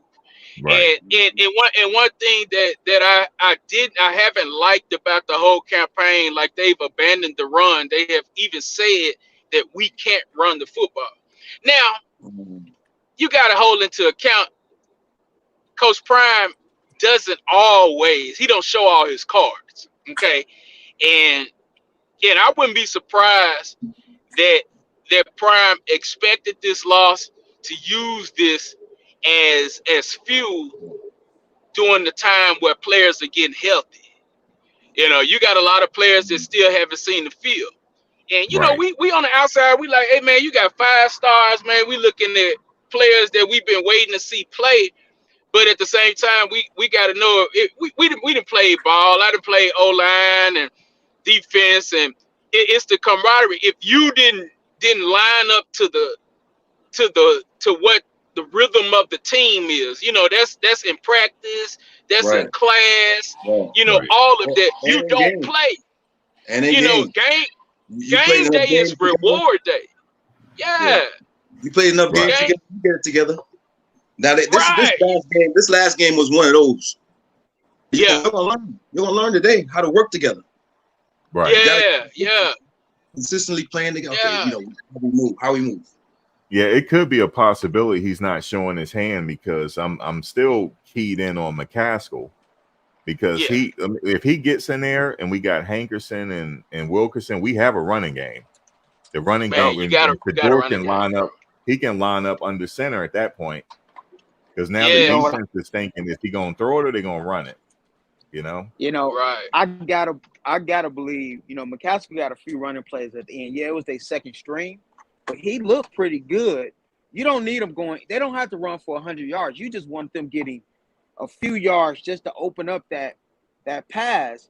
And I believe McCaskill, and he may have been saying, you know what, I don't want to mess him up because we're going to take an L on this one anyway. But maybe trying to go forward. Maybe. I'm not saying that's the case. But I think if you put McCaskill there and Smoke, some of them guys, they're going to get you 3-4 good solid yards. I think it was against maybe Colorado State. If you take the sacks out of there, the run game was actually okay from an average yard standpoint. It wasn't bad. It wasn't bad. It wasn't bad. It was not bad. It's like you said, why are you abandoning this run? Because against teams like USC, you need to sit Caleb down on that bench as long as you can. So you need that run and run some clock. And you just need 3 or 4. You need a little bit of that old school football and realize the that you got. And I'm with you. You can run with the O-line that you got. They can get a few yards in there because that'll keep them from stacking that box. And then that might open up a little bit bigger play. But the screens ain't doing it. The screens ain't doing it. The screens ain't doing it. It don't take a rocket science. Leave that screen alone. It's not executed fast enough. It's not executing fast enough. That's it. The screens aren't working. No, man. You got a running back like, let's just say Dylan Edwards for instance, right? And you got Hankerson. Hankerson is a hard runner. Who is the other guy? Mitchell. Is it Mitchell? Smoke. The one that came from Jackson State with him. 36. Yeah, 36. Wilkerson. Yeah, Wilkerson. Wilkerson. Yeah, Wilkerson straight. All right. So you got hard down running backs, right? Man, with all right, if you're gonna spread the defense out, and you're gonna line Dylan Edwards up in the backfield, I wouldn't even put him out in the flat. They're expecting it. Man, I will hit him on a draw right up the middle, because at that point you got linebackers out of position, because the linebackers gonna cheat, man. Most Right. linebackers gonna cheat. They gonna slide, and especially if they already feeling you can't run the ball. Heck yeah, they gonna cover. They gonna cover it. That draw is open when you got somebody that can burst like Dylan, man. That's a good, at minimum 7-8 yards. Period. Right. At minimum, even our first contact, he gonna kind of bounce off and roll for a couple extra yards. But when you got your offense set up like that, man, you just gotta work with your strengths. Coach Prime knows what he has, and I think it's more of an internal thing versus the players on the field type deal, because he's already expressed. He said, man, we about 70 to 80% of everybody believing. Everybody in Right. this locker room believing. Right. And that's minus the dogs that he's no, saying that's needed. Because like when you got dogs, right, you right. really don't need like everybody Luggage. believing, because you got some dogs. All the But luggage when that you you ain't got have. them, yeah, but when you ain't got them dogs, man, you need Yeah. everybody believing, because what that does, that makes everybody perform greater than their regular selves, because it's a well-oiled machine. You ain't got that spectacular talent like Travis Hunter that could get out there and make the exceptional play. But if you could get everybody playing together Right. and run, man, make just stand doing your job the best you can each day, because it's one play at a time. Man, them boys can win. I don't see them, honestly. I get people in my comments all the time talking about their mediocre team, 6-6, maybe a 5-7 team. Somebody told me it's a 73 team, right? And I'm like, okay, the one thing Prime said, he said, we're going to win, and we're going to win now, right? He's proven it. They've Yeah. already done it. Yeah, Yeah, he they won. 3-1. Yeah. He won. Nobody, think about that roster. Nobody expected them to win no games, bro. You get you basically get. I expect them to win when they picked up McCaskill. I said they're gonna win. Oh yeah, yes, Yeah. yes. He's an old They school gonna win. running back. He's old school. Yeah. Yes, Yeah. He is, man. He He gonna said get he downhill. patterned I his mean, game like Eric Dickerson. right. And ooh, when you're dealing with an you know old what? school back like Eric Dickerson, bro, you need to set up an offense Yep. that's going to support that type. Because Colorado was known for running. Colorado was a run first, program. They gritted, they get down in them trenches. And that's what's gonna spark with McCaskill, because he's a big back. The boy got some vision that's like Yeah. the moves He, he does, it doesn't look like somebody his size can do that. You know yeah, what and I mean? it's And it's, hard. It's hard to bring him down. And also yes. he's a good receiver. He's Also, the Yeah, There you typical. go. Right. He's the he got typical back in the NCAA. You Yep. see these guys, they're not short, they're not small guys. They're He a big, big boy. like a yeah, linebacker. true, He a big boy. I think he only Yeah. had true. 3 carries. He only had 3 carries, but they were downhill yeah, they were runs though. downhill. Yeah, they were, and that's Yeah. what you need. You need them downhill runs. Then you can bring Dylan back Yep. in to run on that outside, man. And then you If you open up need the to, door. and you need to give him a Yeah. break, you can bring in Hankerson Yeah. or Wilkerson. Yep. And Yeah. did y'all see back on the defensive? I mean, I think they had benched Bentley after Juju came in that second game. But man, because he had a little bit rough game against TCU. But man, I think I seen Bentley in there with Juju, if I'm not mistaken. And I know they play about the same middle. They play in that middle. I like to see both of them in there against that run, man. I still think those are our best linebackers against the run. True. True. You need all against the that run. meat on the line. Yeah, Yeah. that's what And I'm you saying. need some They linebackers. got some. Yeah. Yeah, And you got need some big. linebackers that's not gonna compromise themselves, like just like giving yourself to the O line, Right. hitting the hole. No, they You know, and neither one of them doing that. he, Neither one of them. I trust both of them. yeah, because you gotta brush that block off, man, and get to that tackle. And that's one thing. Like I like Shador, but I can't put everything on the O line. Every sack ain't been the O line's fault. It's been coverage No. sacks. Yeah, It's coverage. been Yeah. times where Shador should have just, man, get rid of that Doing right. ball, bro. Like Oh, he's taking sacks He yeah. said it because Oh, himself. he's He said it himself. He's definitely hmm taking at least 5 or 6 for sure. For He's sure. got yeah. Tom Brady coaching him. He got Tom Brady coaching him. He said it himself. I'm holding the ball too long. He knows. hmm Yeah. hmm Yeah. That's true. Yeah. And that's kind of an offensive lineman, his worst fear is to Yeah. see his quarterback get hit, man. Right. You can see And when and he's trying to block, and like every time he turn around, he see his quarterback on the ground, they thinking it's their fault. Right. Right. And it gets discouraging. You like, dang, Right. man, I'm darned if I do, I'm darned if I don't. Yeah, Like Yeah. I'm on my man. You know what I'm saying? Like, what's going on? But You may have you to throw yeah, it away just to keep their morale up a little bit. right. It may But hurt. as Right. Don't always, make It hurt his completion percentage, but it keep the morale of your O line together a little bit more. as always, the film gets studied and you attack the weaknesses. So we saw your 3 games. We saw your 3 games. Yep. So I'm we know which lineman is Right. slacking. We know who's Yeah, we slacking. watched the film. So they're coming for him. They coming for him. Oh, we're gonna stay away from this guy. We're gonna come over here. That's how they do. It's not Man, that Yeah. complicated. Guys, I watched a play with McCaskill. He was lined up. The quarterback was by center. He was lined up, right? He went through the hole. He didn't have it. He backed up and went right, then went left and went 65 yards and gave this guy Wow. a mean stiff arm. And it was hard for them to bring him down. I said, man, he could slow that game down. That's what they need. And then Yes. Shador would be fine at that point. Yes.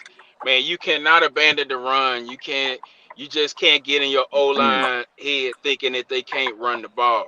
You just got to put them in positions with the right package so they can run the ball against any defensive front. Man, you can run the ball against a very healthy and stout defensive front.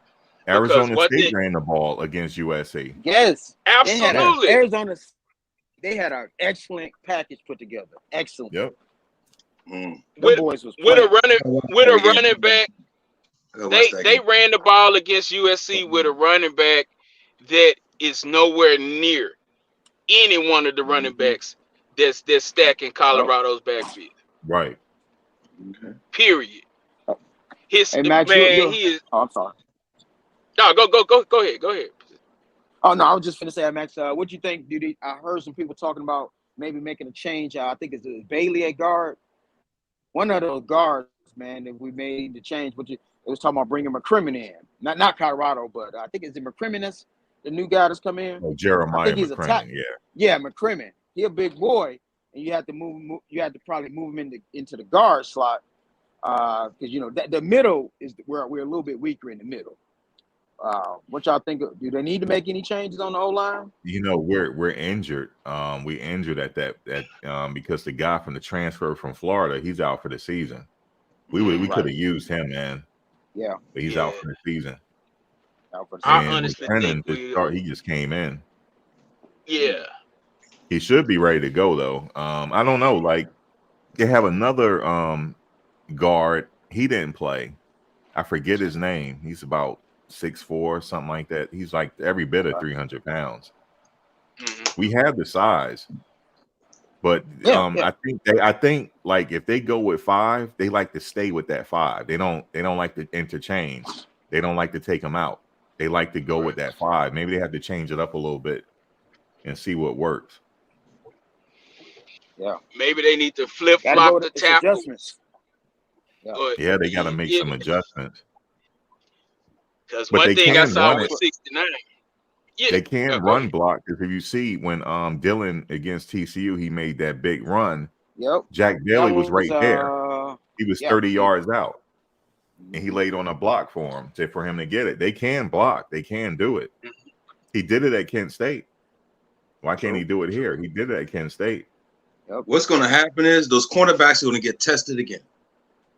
Yeah. Yep. With USC, I saw the highlight film with USC. I was like, man, they quick, man. They out there, and the ball's going to be there. So they have speed. And they coming. Yeah. You got to tighten up.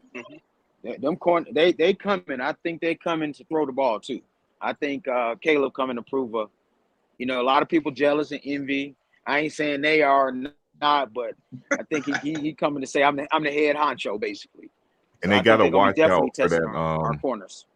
They got to watch out for that linebacker too. He plays the Mike position. He's like the quarterback on defense for USC. He's gonna be a problem because he reads the quarterback and he's calling the plays with whoever his linebackers and his safeties are.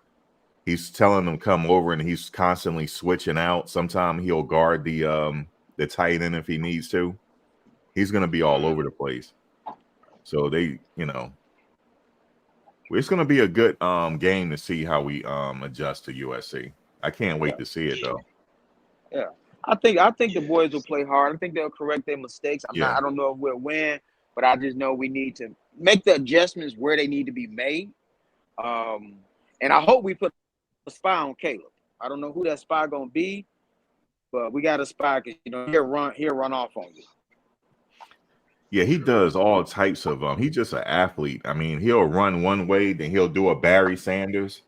He's like Barry Sanders at quarterback. He's all over the place. So they definitely will have somebody on him. He'll scramble he'll take some yards if he needs to, but he's looking to pass though. That's really what he's looking to. This is going to be a very good game for Colorado to see where they're at. It's very good. It's very good for them. So, and it's going to come down to the coach and making adjustments. Yeah, I think we can move the ball against USC. I think we can. I think we can put points on the board if they make the adjustments. Like you said, somebody said three-step drop. Make the adjustments. We can put points on the board, I believe. Or at least move the ball. The more we move the ball, it keeps them on the bench. Yeah, we have the running backs out there because, just take it 10 yards at a time. Yeah. And if you got a long ball, throw it. If you think you got it, throw it, and then go 10 yards at a time. They keep Caleb off the field. We can win this game. It's a technical game. They can make adjustments. I feel like we got the personnel to do it. But absolutely. Man, honestly, we could have beaten Oregon when you look at it. I mean, Oregon just got out. We shot ourselves in the foot a lot of, because football is about momentum, Max. You just said it 100 million times, bro. Momentum. It's after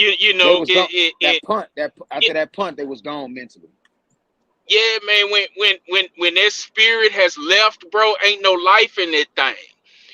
So you're gonna need somebody to come in and revive you. And that just didn't happen. But with USC, and you got to think about every team is going to bring their A game to play Colorado, Coach Prime's Prime Buffs. They're going to come play your A game against them. They'll beat you.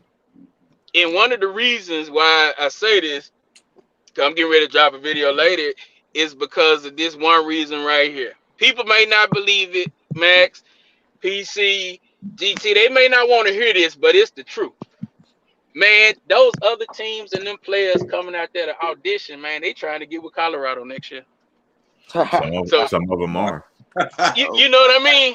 So why not come out and dog what you got on the field?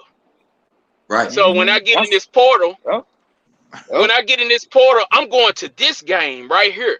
This is what I did against y'all last year. Go and put me in that spot, coach. That's why them coaches. That's why them coaches can't stand Prime. They know he coming. Yeah. Man. You know what he said? He getting the Enjoy players. it He now. gonna get the players. Oh, He said this is the last time. He said, take your licks now. and they better take. What's that running Is he back right? for TCU? What was that TCU running Oh, back with Sanders. number 2? Sanders. Mm-hmm. Man, Trey that man, Sanders. yeah, he want to play for Prime bad. Even at the post game press conference, he had the prime mentality. Sitting up Yeah, there at the press conference, it was already I a was few like, players asking to wear the Yeah. shoes. right, yeah, Yeah. man, yeah, they want to be over there, man. How you feel as a coach coming out knowing your team, 80% of your team want to play for the coach that you playing against, that you coaching against? Yeah, he's gonna Yeah. be all right. And I think it's gonna Man. help that we at home. I don't know if y'all been to a game, but man, that Colorado State game, that crowd. Yeah, the crowd that being at home is gonna help. Yeah, of course, yeah. That's that moment. It go back to that momentum. And, But Shador, he if you give him time, he's dangerous. So they had the right idea by getting in his face the whole game. You give him a little time, he's gonna break. He's gonna pull. He's gonna find an open man. But they were just in his face, man. the whole night. From the opening possession, Yep. the first 2 possessions, like I kind of saw like I went out a little bit. You which game we talking about? The last game. They talking about Oregon? Oregon. Yeah. Mm-hmm. Yeah, man. USC gonna do the same. If they can't establish the run and USC think you're gonna pass 90% of the time, they're gonna take the gamble and come after you. They're gonna throw an all-out blitz on them. Man, that's the perfect time to hit them with that draw. Because they're gonna rely on their cornerbacks to be, they're fast enough to and their safety to be okay. They might throw a safety blitz at them. I've seen them do it. They might throw the house, and then I don't know. We got to establish the running game. Right. Definitely They're gonna do it.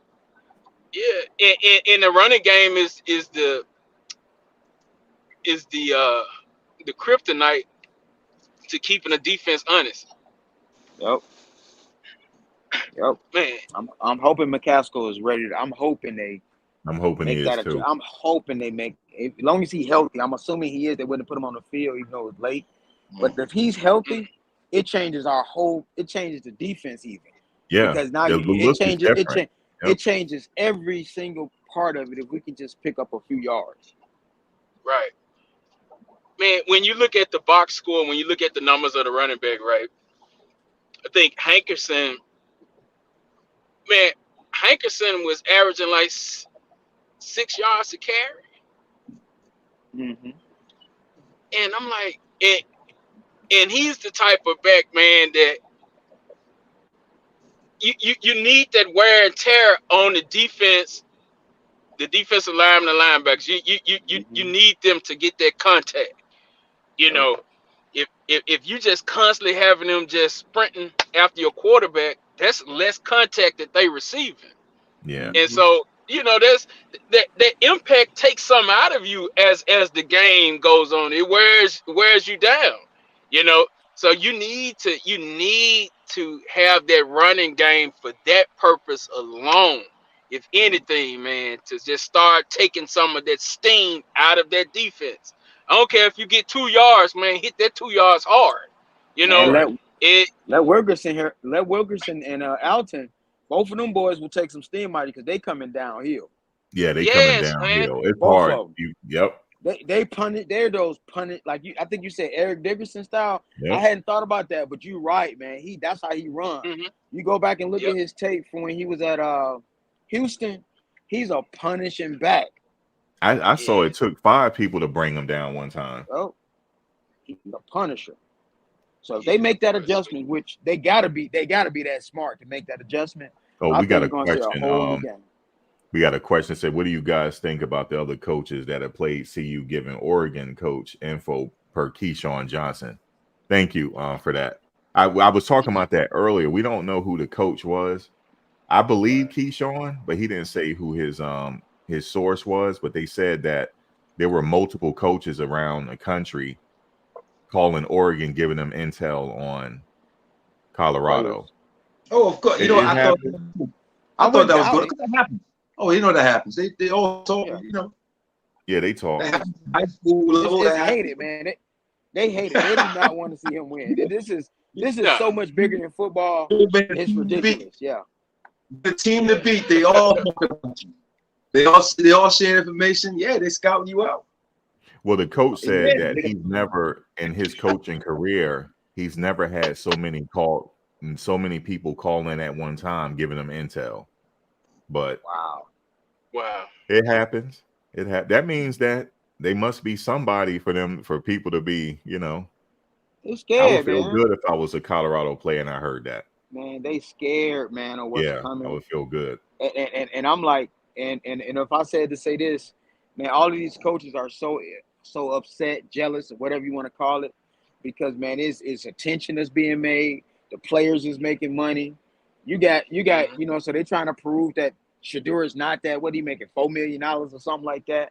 So man, there's a lot of people that's mad at the, but Yeah, hey, he's set to make more next year if he stayed to his senior Right. year. He will make Oh, I- more than the rookie salary. he Any coming rookie back. in the NFL, he will He make coming more. back.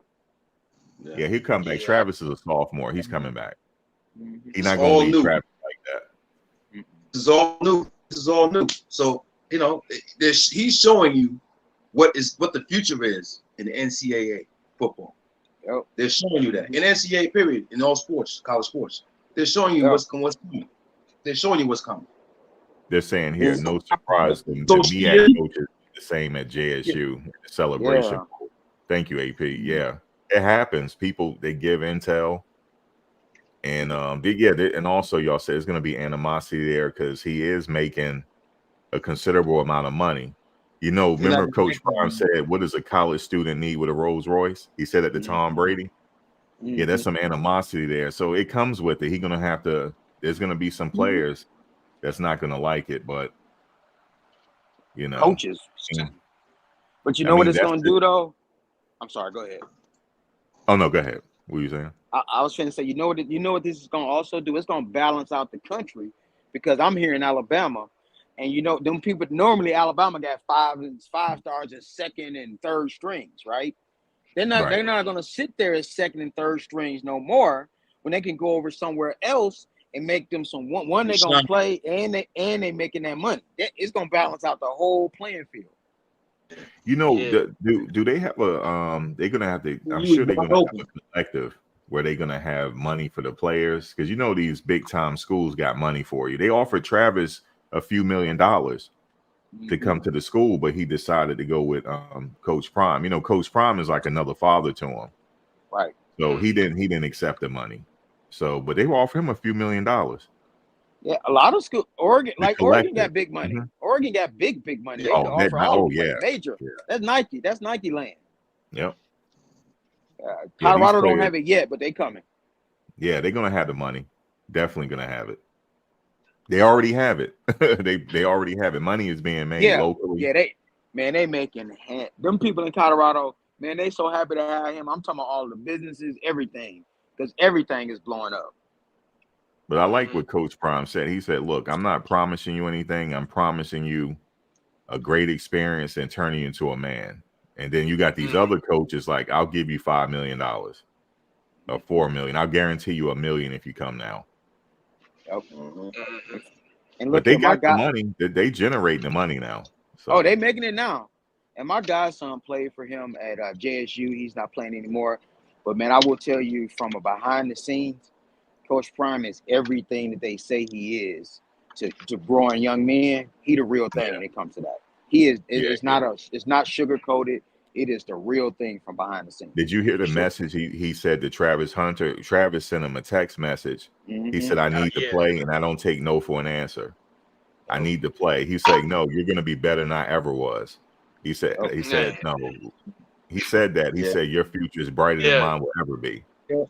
That was that's strong, man. As much as that's strong right there, because he cares more about the players than winning a football game.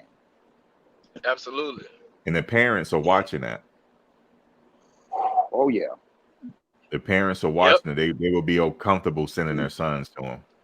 Yep. And one thing, Prime.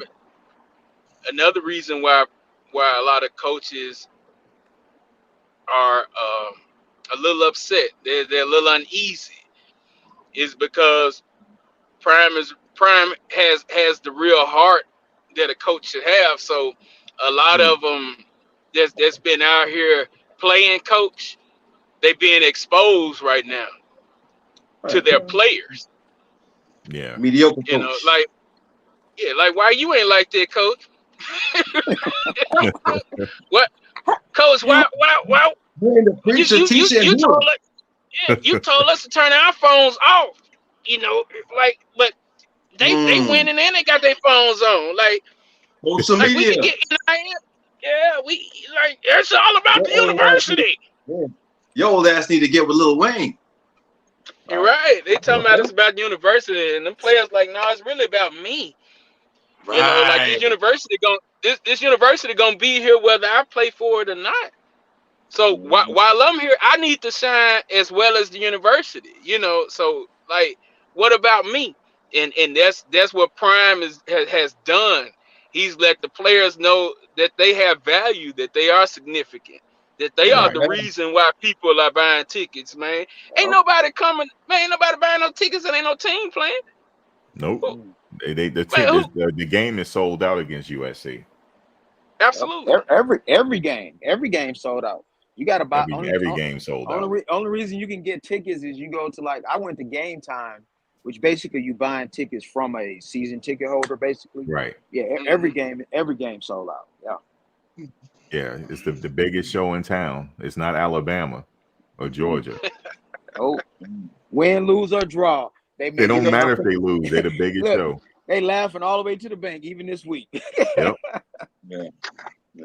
And you know what's going to happen in the offseason? Somebody told me, well, yeah, he'll get players in the transfer portal, but he's not going to get the stars. No, he's going to get a few stars to flip.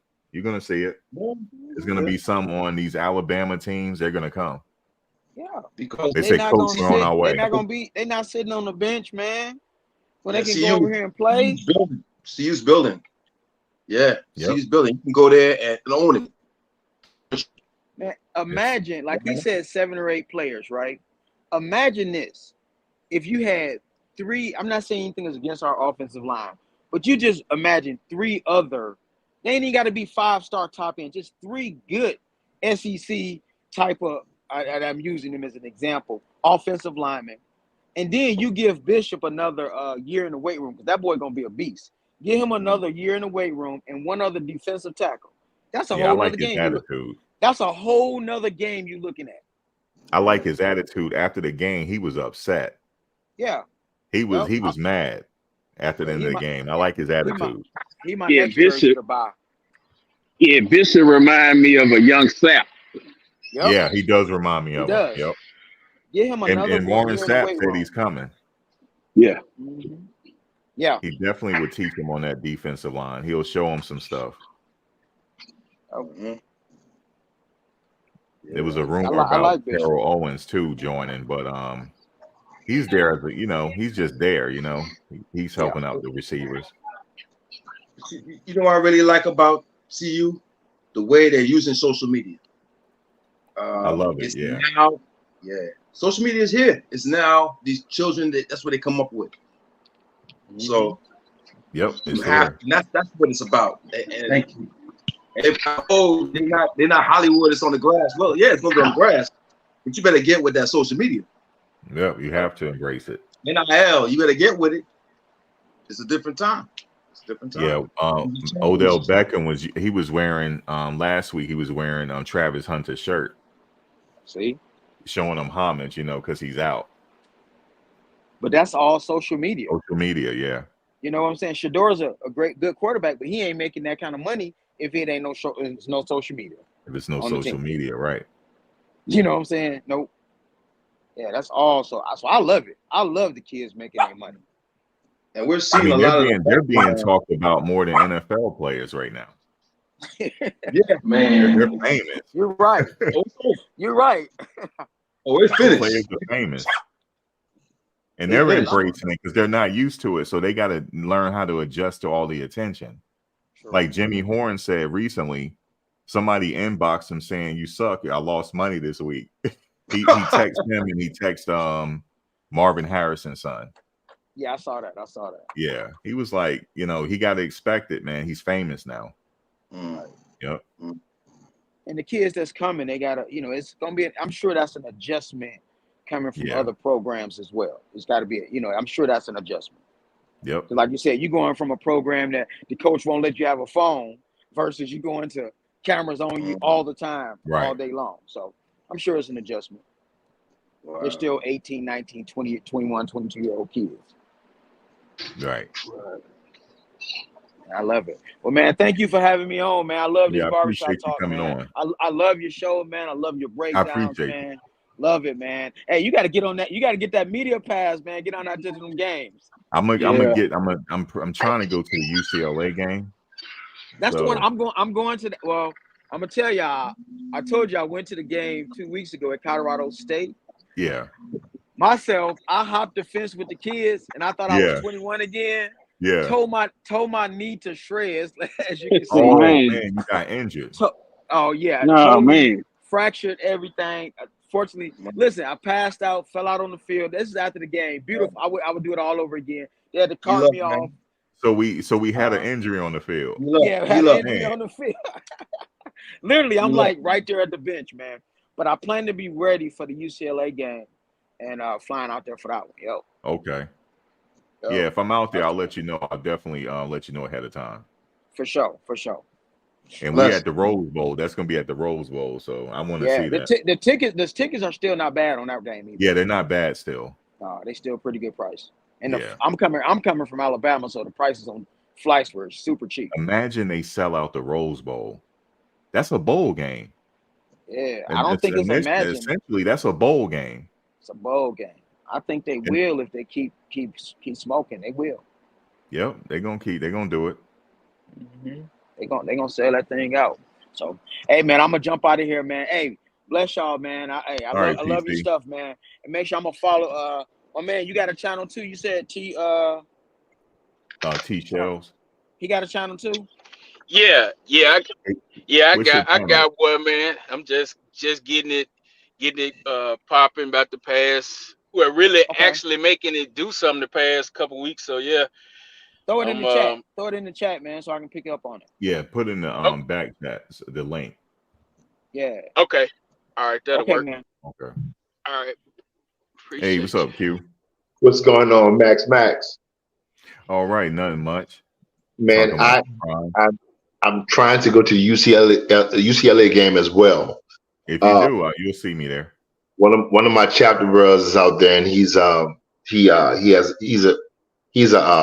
professor actually at UC Berkeley. Okay. And we're supposed to link up while I go out there, man. But that's going to be one hell of a game. Yeah, it is. Brother. So, what's your take on? I'm just timing in. What's your take on that loss in Colorado and? Yo, pick up your frat, brother. What's your frat? Pardon? What's your frat? I'm a Q. Oh, Q dogs. Yeah, Q. Yes. Are you Greek? No, I'm not Greek. Gotcha. Okay, cool. I got love for y'all, man. I got love for y'all. I appreciate it. Y'all need all the love in the world. Two things I wanted to ask you about, Max, just to get your input. One is your thoughts on the loss with Colorado and Oregon. Mm-hmm. That's one. And do you have an opinion on the situation that happened at the Alabama State and FAMU game with the player? What happened there? Oh God, no, bro. Please. Yeah, I missed it. An Alabama State football player was having a jarring moment with a FAMU fan in a stand. Okay. And a young lady who was a security guard was trying to encourage him to go back to the bench area, and he punched her. Oh, I didn't know about that. Wow. Yeah, bro. This happened this past weekend? Yeah, Saturday. Oh, I didn't even that wasn't on my radar. I didn't know that. So And he's gone. He's suspended for the year, huh? He's done. I would presume so. Yeah. Well, they say that he was up for expulsion. There's no excuse for it, man. my son just got cleared by the NCAA to play. He left Memphis and now he's at Grambling. He wanted to go to an HBCU really bad, bro. So he saw the opportunity and took it. So now he's at this Saturday was his first game out. So he was at Grambling, right? Yeah, while we were there, we got wind of what took place at our FAMU. So I just wanted to get your input on that. Yeah, there's no place for that. They're gonna he's done for the team. He's not playing anymore. That's what's gonna happen. I would be surprised if the NCAA allow him to play at all anymore. Yeah, I'm afraid so. Is he is he a first year player, second year? That's your second year player. Yeah, he's gonna have to sit out for an extended period of time, probably. I don't think he'll be able to come back. I can't think he'll be willing to take it. Yeah, I didn't hear about that. Yeah, I'm surprised, man. Incident happened with Colorado too. One of the players snatched a bandana off one of the fans, but it wasn't that bad. He apologized. Yeah, but you just gotta have tunnel vision and just go back to the locker room. But the thing would happen at that game, their locker room is really unique because you gotta literally walk out the stadium and you're intimate with the fans going to the locker room. Right. They're known for that. That locker room is always been known for that. Opposing teams complaining about it, but most college campuses are now being built with the locker room not only separate from the stadium, but within walking distance from the stadium, because they like to call it that particular walk. So at Howard, they have the Buffalo Walk. At they have the Bison Walk, and at Grambling, they have the Tiger Walk. At LSU, they have the Tiger Walk. So they put it that way so that the football players can interact with the fans. But I don't think that they have I don't think they had any idea that it would turn into something like this, where people could actually be getting assaulted and another thing. That's bull. You don't. They do that to opposing teams. They put you in a bad locker room. All that. That's right. That's typical. That's typical. Yeah, they put you in a bad locker room, and you just gotta make a beeline to your locker room. Ignore the fans. You have to, unless they throw something at you. That's when the security got to get involved. Yeah, I concur. But yeah, man, I think, in my opinion, I think that Colorado needed this loss. I didn't want them to lose, but they needed this loss. I think that they finally gotten punched in the mouth and they're ready to come back swinging. Mike Tyson said, "You never know in the fight until you get punched in the mouth." Right? Yep. Okay. Well, I think this is the one that they needed.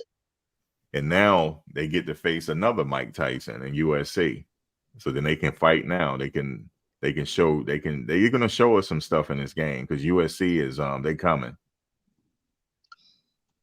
Coming, and they have some NFL talent on that team. It's going to be rough. So they're coming. That's going to be a big game. It's going to be probably the most watched game this weekend. That's going to be the number one game. They already said it. Everybody wants to beat Dion, man. Why? Yeah, that's what he said. They're just because of who he is. It's been like that since he got drafted to the Yankees. It's always the attention been on him since he was 17, 18 years old. He don't know any better. That's just, he had to deal with it his whole career. It's no different now. They want the bragging rights to beat him, because every team, no matter how good or bad they are, they bring in their A game against him. Just who he is. That's just his life. He's always been that way. He don't know any better. It just all the attention has always been on him. I'm not a huge Dion fan. I can respect what he's brought to the sport, to both baseball and football, but I've never been a huge Dion fan. But because I'm not a Dion fan, that doesn't mean I can't call a spade a spade. And the truth is, wherever he's went, he has changed the trajectory of that particular program. Yep. Yeah, he's wherever he is, just his presence alone just changed that program. Now watch this, Max. Did you know that he's responsible for making the tiny home phenomenon a phenomenon? Did you know that? I didn't know that. Okay. Google it. He and Tracy Edmonds built a 500 square foot tiny home in the middle of one of the forests in California, and it was decked. And right after he did that, because he moved from a multi-million-dollar home to, they had like a little reality show about it. And right after that, man, the sales in tiny homes and the requests for tiny homes went through the roof. See, everything he touched goes to gold. Everything. Look, how many coaches? Usually, after you coach, you go to the broadcasting booth. He did it opposite. He was a broadcaster, then he went to coaching. I got a better one for you, Max. Yeah. Now, a good friend of mine named is Jabbar Jalouk. He's actually the running backs coach for Florida, for University of Florida. Very good friend. Call him on the phone right now. He's also an Omega. So he had, I don't know if I should be saying this, but nevertheless, he was trying to, Southern University was trying to get him. He's an alum of Southern University. And he didn't want to go. They tried to get him at Grambling. He didn't want to go. And his philosophy was, once you get into the HBCU arena, it is hard to get out there. It is hard to get out that arena and go to a Power 5. How many black coaches have went from a head coaching job at an HBCU and actually went to a PWI? He's the only one. Yeah, he's the only one. Yep. They not looking. They not looking for those. I mean, because who gonna coach the HBCUs? I mean, we gotta look at. We gotta face the reality of our society in which we live in too. Mm-hmm. It just is what it is, and this has been a groundbreaking opportunity that Dion is doing, but because of his star power, that is the only way that side is going to see that HBCU coaches, football is football. That's one thing Dion always says. He say, "Hey, man, football is football. Regardless, we get on the field, your team against mine, let's play." Because when it comes down to it, it's still who's going to play their best that day. Who gonna show up that day, that moment? You could be all them rankings and stuff, man. That's all fine and good, but when it comes down to that day, that ranking doesn't matter, man. When that clock starts, right. and when you got some kids, man, that want to play for you, notice in that 60-minute interview, one thing he said, these kids ain't just coming to play for this university. They coming to play for me. Yeah, they are. And that's powerful, bro. Sir, he proved that when he left Jackson State, he took quite a few kids with him, including Travis Hunter. Yeah. Absolutely. But not only did he take Travis Hunter, he also took American Airlines, he took Walmart, he took Michael Strahan, he took Colgate, he took there were two other majors, Home Depot, and there was another one, Wendy's. Those are sponsors that did not re-up for the upcoming school year. Wow. Yeah, he did that. They did pull the money. Hey, did you see at the end of the Oregon game, he was walking to the locker room. Bo Nix is like, Coach Prime. He ran him down. He says, "A pleasure to play for you. Pleasure to play against you." That don't happen usually. That's respect. That's respect. Yeah. Heck yeah, he want to be over there. Real quick. It's called Deion Sanders Tiny House Nation. Okay. Is what it's called. Yeah. It premiered in 2016. It ran from 2015 to 2017. Yeah, I didn't know he was a part of that. I know he had a reality show back when Shador and them were younger. I remember I followed that reality show. Yeah. Right. But it was a 600 square foot house they built in California, man. And it's nice. Right after they did that, man, that's when Boxable came out, and there was this revolution on this resurgence of container homes.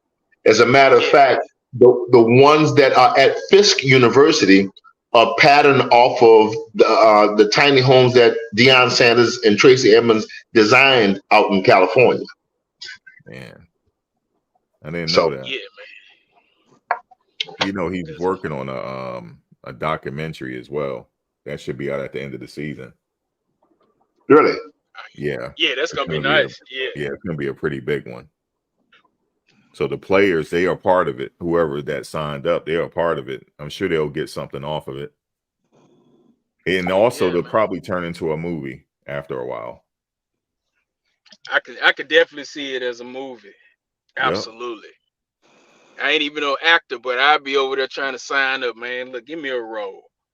You know, he's I got always done something unique. It's been like that since he was young. I remember he told a story. He told a story one time. Somebody actually I forget who told me the story. They said, "Man, you were too young then." I was a kid when he got drafted, but somebody was like, I think it might have been the Giants or somebody, or the Jets. They wanted him to take a test. And then he said, "Okay, well," yeah. he said, "What pick do you have?" He said, "We got the 10th pick." He said, "Oh, I ain't taking that test. I won't be around." He said, and this was a rookie saying this. He said, "Oh, I wouldn't be around. I'd be picked up before that." Yeah. So don't. And then at the draft, he wore a suit. I mean, no, at the combine, he wore a suit. And they was like, "Well, who are you?" He was, and you know, he just does everything differently. It's just he's always been unique like that. He just he always embraced. We didn't have social media back then, but he really was social media. Absolutely. Yeah. He's been name, image, and likeness for a long time. Very long. And Actually, he yeah. was, because you remember when he was at Florida State, he didn't need a scholarship. He used his Yankee contract to pay for it because he had endorsements already. So he just paid for his own tuition out of the Yankee money. So he's always been very unique. Even Coach Bowden was like, you know, he was like, "Man, look at Dion. He got this sports car." He said, "I might have to get one like Dion Sanders." You know how he used to say his name? Yeah.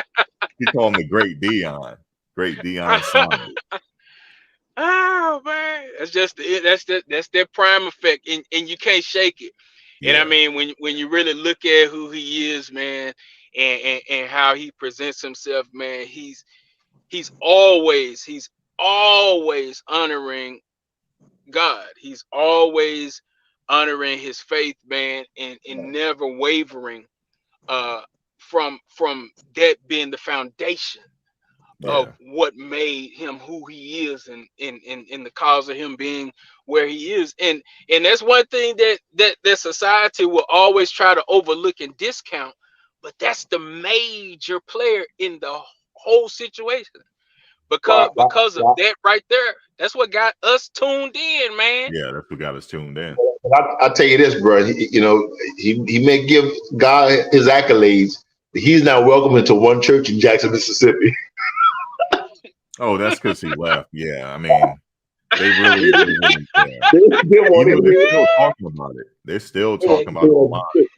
Hey, What you say? they ain't so forgiving. They ain't so forgiving down there in the my cricket letter is. No, sir. No, sir, at all. You hear them talking like on panels like this, they'll say something about him occasionally. Yeah, they don't like that he left Jackson State. Well, I think the part. See, here's the thing, man. As much as I don't like the move and what he did, I'm really still rooting for him. But my only issue with what happened was his reason for coming was not the reason why he left. Okay.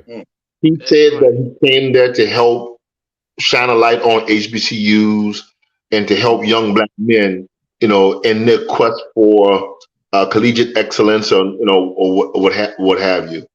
But that wasn't. I mean, when he departed, it's almost as if he never spoke on that.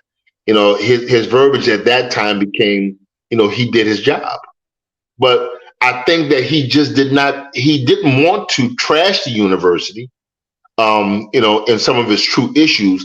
Jackson State has issues, man. Absolutely. Even without Dion, Jackson State has issues. My fraternity brother was depressed. I'll put it like this: Jackson State, I want to say, has went through 4 presidents in the last 6 years. That's unheard of. Yeah, everybody knows about it now. Huh? Everybody knows about it now. They didn't know before, but they know about it now. They know about the history of Bethune-Cookman and Jackson State. Well, I mean, all you have to do is in no particular order, type in Jackson State president problems. Just put that in, and I guarantee you. Huh? It's out there. Yeah, it's out there. Yeah. It's out there. I don't know who has had more problems, the presidency at Jackson State or the mayoral position in Baltimore, Maryland. They run a neck and neck. You know, Baltimore, Maryland has indicted 3 of his last 7 mayors. What's the reason why the they having a president? Was it corruption or? Of course. It's just like I don't know. Black excellence. Black excellence. It's just like with anything, man. Can't tell them nothing. Like I'm an African American, a black man, or whatever you want to call it. You know what I'm saying? And I already know how people that look like me are. Now the thing is, evil is not subjective to a skin color. No, but we have to be honest.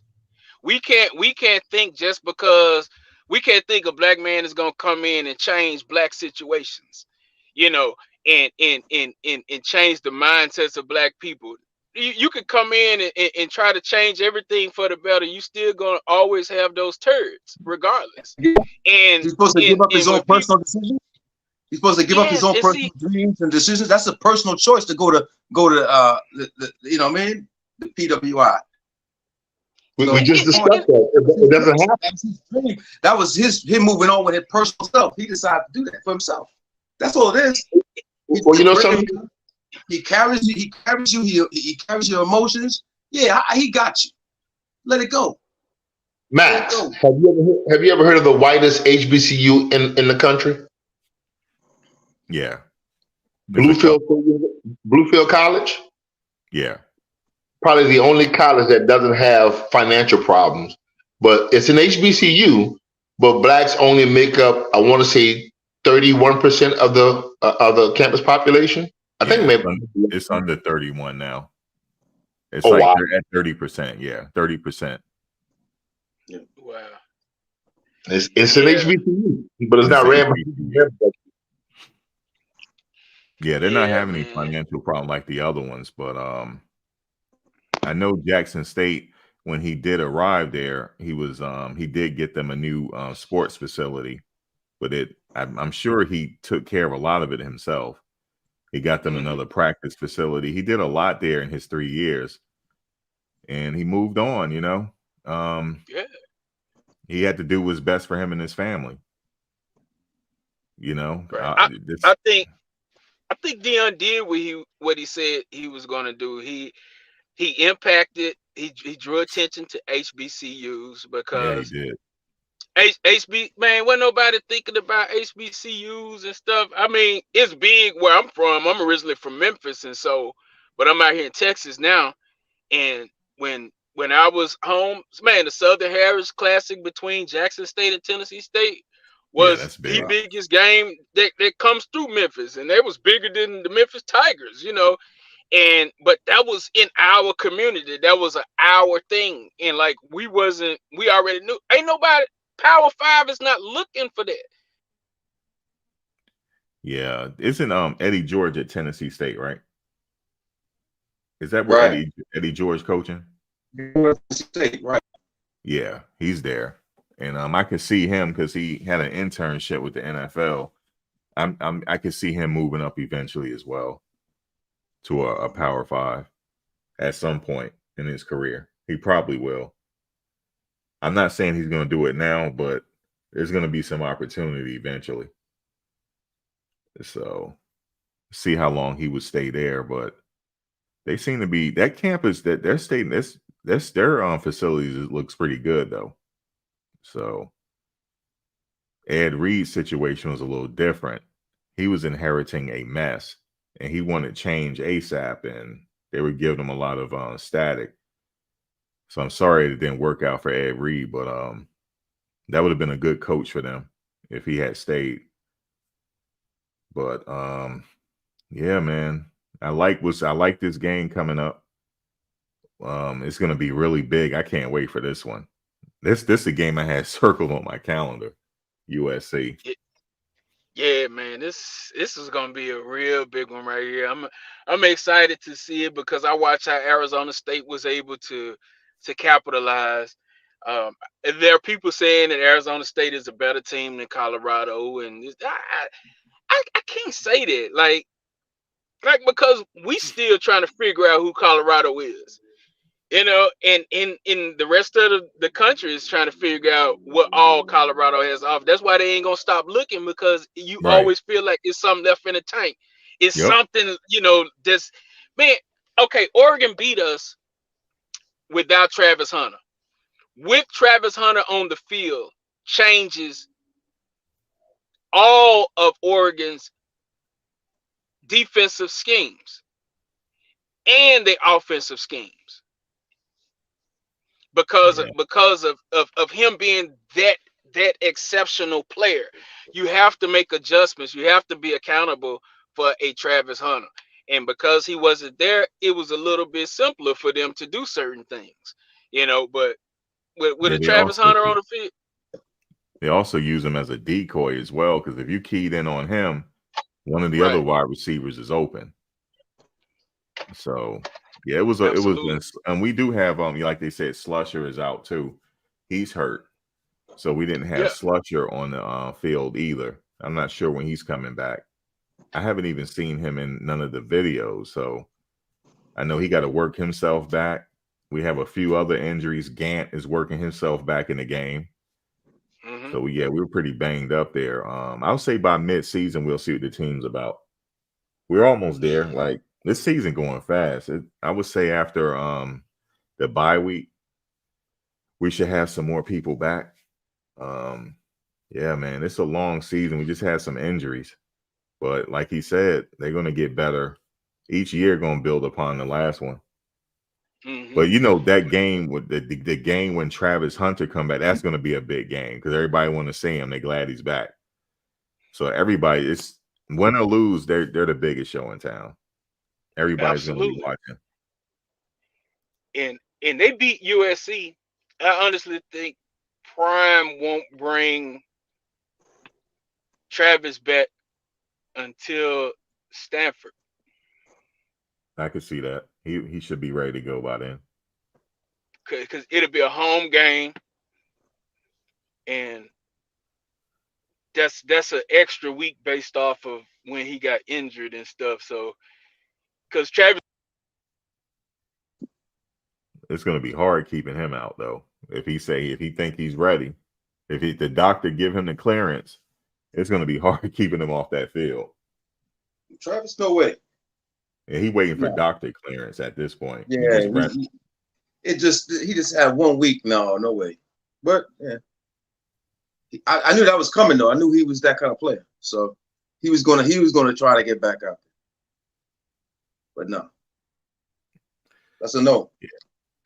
Yeah, we got a really solid team. Just got some injuries, We'll see. They're gonna make the adjustments. I can't wait though. This is the game I've had circled on the calendar. I said, man, I would have loved to have gone to this game, but I'm just gonna watch it and see. And they, USC is gonna be up for this one. I know they had interviewed Marshawn Lloyd about it. He said, yeah, I would like that game too. I would like to, I can't wait for that game. He didn't say he had a circle on his calendar, but he mentioned it. And so yeah, they're gonna be excited about it. It's gonna be something to see. Definitely. yeah, I'm excited about myself. I really am. And then I got the Utah game at the end. That's the last game of the season. Cam Rising should be back, so we should have him. So I'd like to see that quarter. We have a lot of quarterbacks we facing, so a lot of top quarterbacks we face in there. So it's all the games are going to be sold out. Right, and Utah winning without their quarterback right now. Yeah, they winning. Yeah, That's a plus, man. Yep. Because I honestly think the last 2 games of the year, what they got Utah and Washington State. Yeah, Them gonna be man. those gonna be some good games. I think it's gonna be some high scoring games, honestly. Is Washington State, is that Cam Ward or is that the other guy? Is that where Cam Ward played, right? Because Yeah, him and Cam Shador Ward. worked out in the off season together. Mm-hmm. Yeah, Washington State pretty good. They solid. They solid. But we ain't doing them getting better, man. Colorado, like, with what they got, man, WSU and is what they Cam Ward. got, Okay. they're gonna be all right, bro. I'm telling you, man. It's still gonna be way better than what a lot of people are thinking, and we're gonna see some really good football. Some really Yeah, good we're gonna see a football. lot of good football. They only gonna get better. They Yeah, moving on to the next conference at the end. Then they move on to the next conference. It's gonna get even more exciting. right. Where they going to the Big Ten or What is the Big is it Big 12? Ten or Big 12? Yeah. Okay, they're going to Big 12. So Man, it's yeah, gonna be even more. The money's still gonna be rolling in. It's gonna be yeah, crazy. it's gonna make. Shador gonna be even better. Travis, they're gonna have the transfer portal, and they're gonna have the players that sat out this year will be back. Yeah, it's only gonna get even better, man. It's the sky's the limit for them. Sky's the limit. They already have some other recruits that's eyeing them now. I think they might. So yeah, it's gonna be the sky's the limit for Coach Prime. Like he said, take your licks now. It's only gonna be up from here. He's considered technically a rookie for Power 5, you know. So he's like a rookie, but he's not a rookie. So it's a unique situation with him. Everybody nervous, man. And he said it. I don't know why I'm the main attraction. You are, sir. It's been that way since you were 17. You are the main attraction. It's just how it is. They are playing you. They're not playing your kids. They're playing you. They act like you're about to play. Yeah. He coached Billy Edwards. He coached Billy Edwards at 4 or 6 years old. Yeah, he's always been that way. He coached all the way up. He's coached from every level. Yeah, he coached him. There's some of the players that's in college right now that he has coached in that little league. You need to tell people that. People need to tell it, because I mean, people listen to that. He need to show up. This man understands the game. Yeah, I think it was a couple of players in that TCU game he coached in little league, so they knew him. You know, so he's been around, and that's just the way it is with him. The attention is on him. It's like wherever he goes, there's like a bright light on him, and they all focused on him. We need to beat Coach Prime. No, you need to beat the team. That's who you need to beat. He's not playing. He's play calling, but he's not playing anymore. You know, like, the coach from Oregon, I mean, he's 37 years old. You know, he wants to beat Coach Prime. That's the ultimate thing for him. You know, and the players, they know, they come after Coach Prime after the game. That's how it is. It's always going to be that way until you retire. It's just going to be that way. Right. And then, hey Max, you hear me? Yeah, I can hear you. Yeah, it's just it's funny though, like when he said it, he was like, guys, I already played already. Hey Max. Yeah, I can hear you.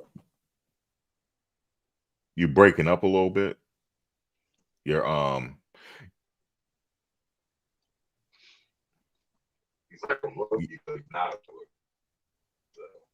I can hear you background. Okay, now you're good. You good now. Oh, you breaking up again.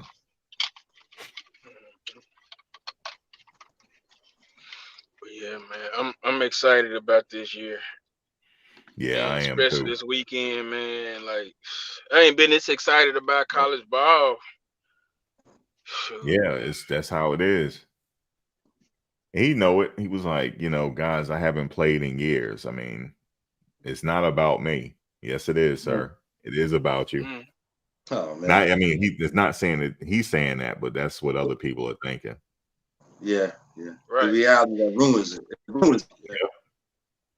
Man, like he giving like some players that normally like players that would get overlooked but are really talented. Right. Yeah. That shot to go compete. I mean, man, this is beautiful. And this is what I think he meant about really, shining the light on HBCUs by actually recruiting HBCU talent and let them know football is football, man. Y'all can play on any level. Let's just go play the game of football that you claim to love. And Yep. shoot, let's do it. Period. Man, I done played against guys bigger than me and dogged them. Size don't mean it's still about they're fighting that dog, man, and the coach having the right game plan and y'all in rhythm and in sync. And when Prime did call out, he did mention the coaches. He could tell like coaches made some nervous type of calls. They didn't make the proper adjustments that they needed. To whatever circumstance, because it's a big stage. I mean, how many games have you seen the Nike CEO founder show up at? I mean, I didn't even know what he looked like, bro. Phil Knight, yeah. There you go. He's known him for so long. And He's the known family, him he had for the so family long. with him. He had the Man, family I ain't never seen him show up when Jordan was playing. I mean, the guy played in a World Series and Super Bowl. Like, I don't know. That's crazy. Like, he had Nobody's done it. Yeah, it's just crazy. He one of a kind, man. It's crazy what he did. But and here he is again. I guess he thought the attention. I'm sure he knew the attention was going to be on him. He knows that they playing him. That's what they're doing. Like he getting ready to suit up, but right in their mind, he is suited up. They want to beat him. So we got to. But guys, I ain't gonna hold you. I gotta run out. Yeah, right, brothers, I love y'all. appreciate the conversation. Right. Man, absolutely. This was fun, man. Yeah, I like that. I like this. We gotta do it again. Enjoy Hopefully we do it after the game on Saturday. What time they play again? I think that's an early game, right? Noon. No, yeah, they noon. got a noon. This one's later. Not 10, I don't think, but like 8 something like that. Oh, is no, it really? it's not. Is it a night game? Hold on. Listen to me, because I mean, don't listen to me. I gotta find out. No, it's a noon. It's a noon game. It's a noon game. It's early. Okay. Oh, okay. Yeah. It's going to be on the networks are covering it again. That's how it's going to be for the rest of the year. Yep. He's the golden. He's the golden guy. It's just everything he touched. This is the way it is. Period. So it's going to be another noon one. So hopefully after the game, this is going to be big, guys. This game is going to be like, you think with the last game was 6-7 million watch? It's going to be more than that this time. Yeah. You got the Heisman Trophy winner. You got Shador, and yeah, it's going to be another big game. Yeah, I just hate we can't see Travis compete. This is like one of them games I love. Like you want to see your best against their best. You know what I mean? Like that's he said he don't want to. Yeah, they got to sit him out though. It's a waiting game with him now. He's just waiting for his doctor to clear him, and wait for his body, how his body respond. That's all. He's got to wait. But like Coach Prime said, he got a whole career ahead of him, so they want to make sure he's fine. Yep. I know it's hard for him. He want to be out there. I know he do. Heck yeah. Man, he's a big time. See that boy play, man. Like that dude is a freak of nature, man. Yep. He'll be back. But guys, I appreciate y'all coming on. Guys, y'all in the chat, listen, I appreciate y'all coming on. Yeah, man. I'll catch you guys again soon. All right. Thank you, Max. Have a good one. All right, y'all. All right, GT. Bless Oh, yeah, Shells, I got to send you left the link. Hold on, let me send the link for everybody. Yeah, you got the link. Yeah, I think I put it in the chat. Yeah, I got it. Okay. Okay, this is cool. Shell's page right here. So y'all check that out. Yeah, I put that in there. Everybody got it now. Yeah, I see it. All right, that'll work, man. I appreciate you. All right. All right, All right, y'all. have a good one, man. All right, have a good one. All right. Get my. Yeah, man. All right, y'all. I'll catch you guys on the next one. And yeah, man, look, this game, like I said, the networks are covering it. So yeah, I can't wait for that. We're gonna probably be streaming it again on the other channel. I'll send y'all the link when I get it set up. And yeah, man, y'all have a good one.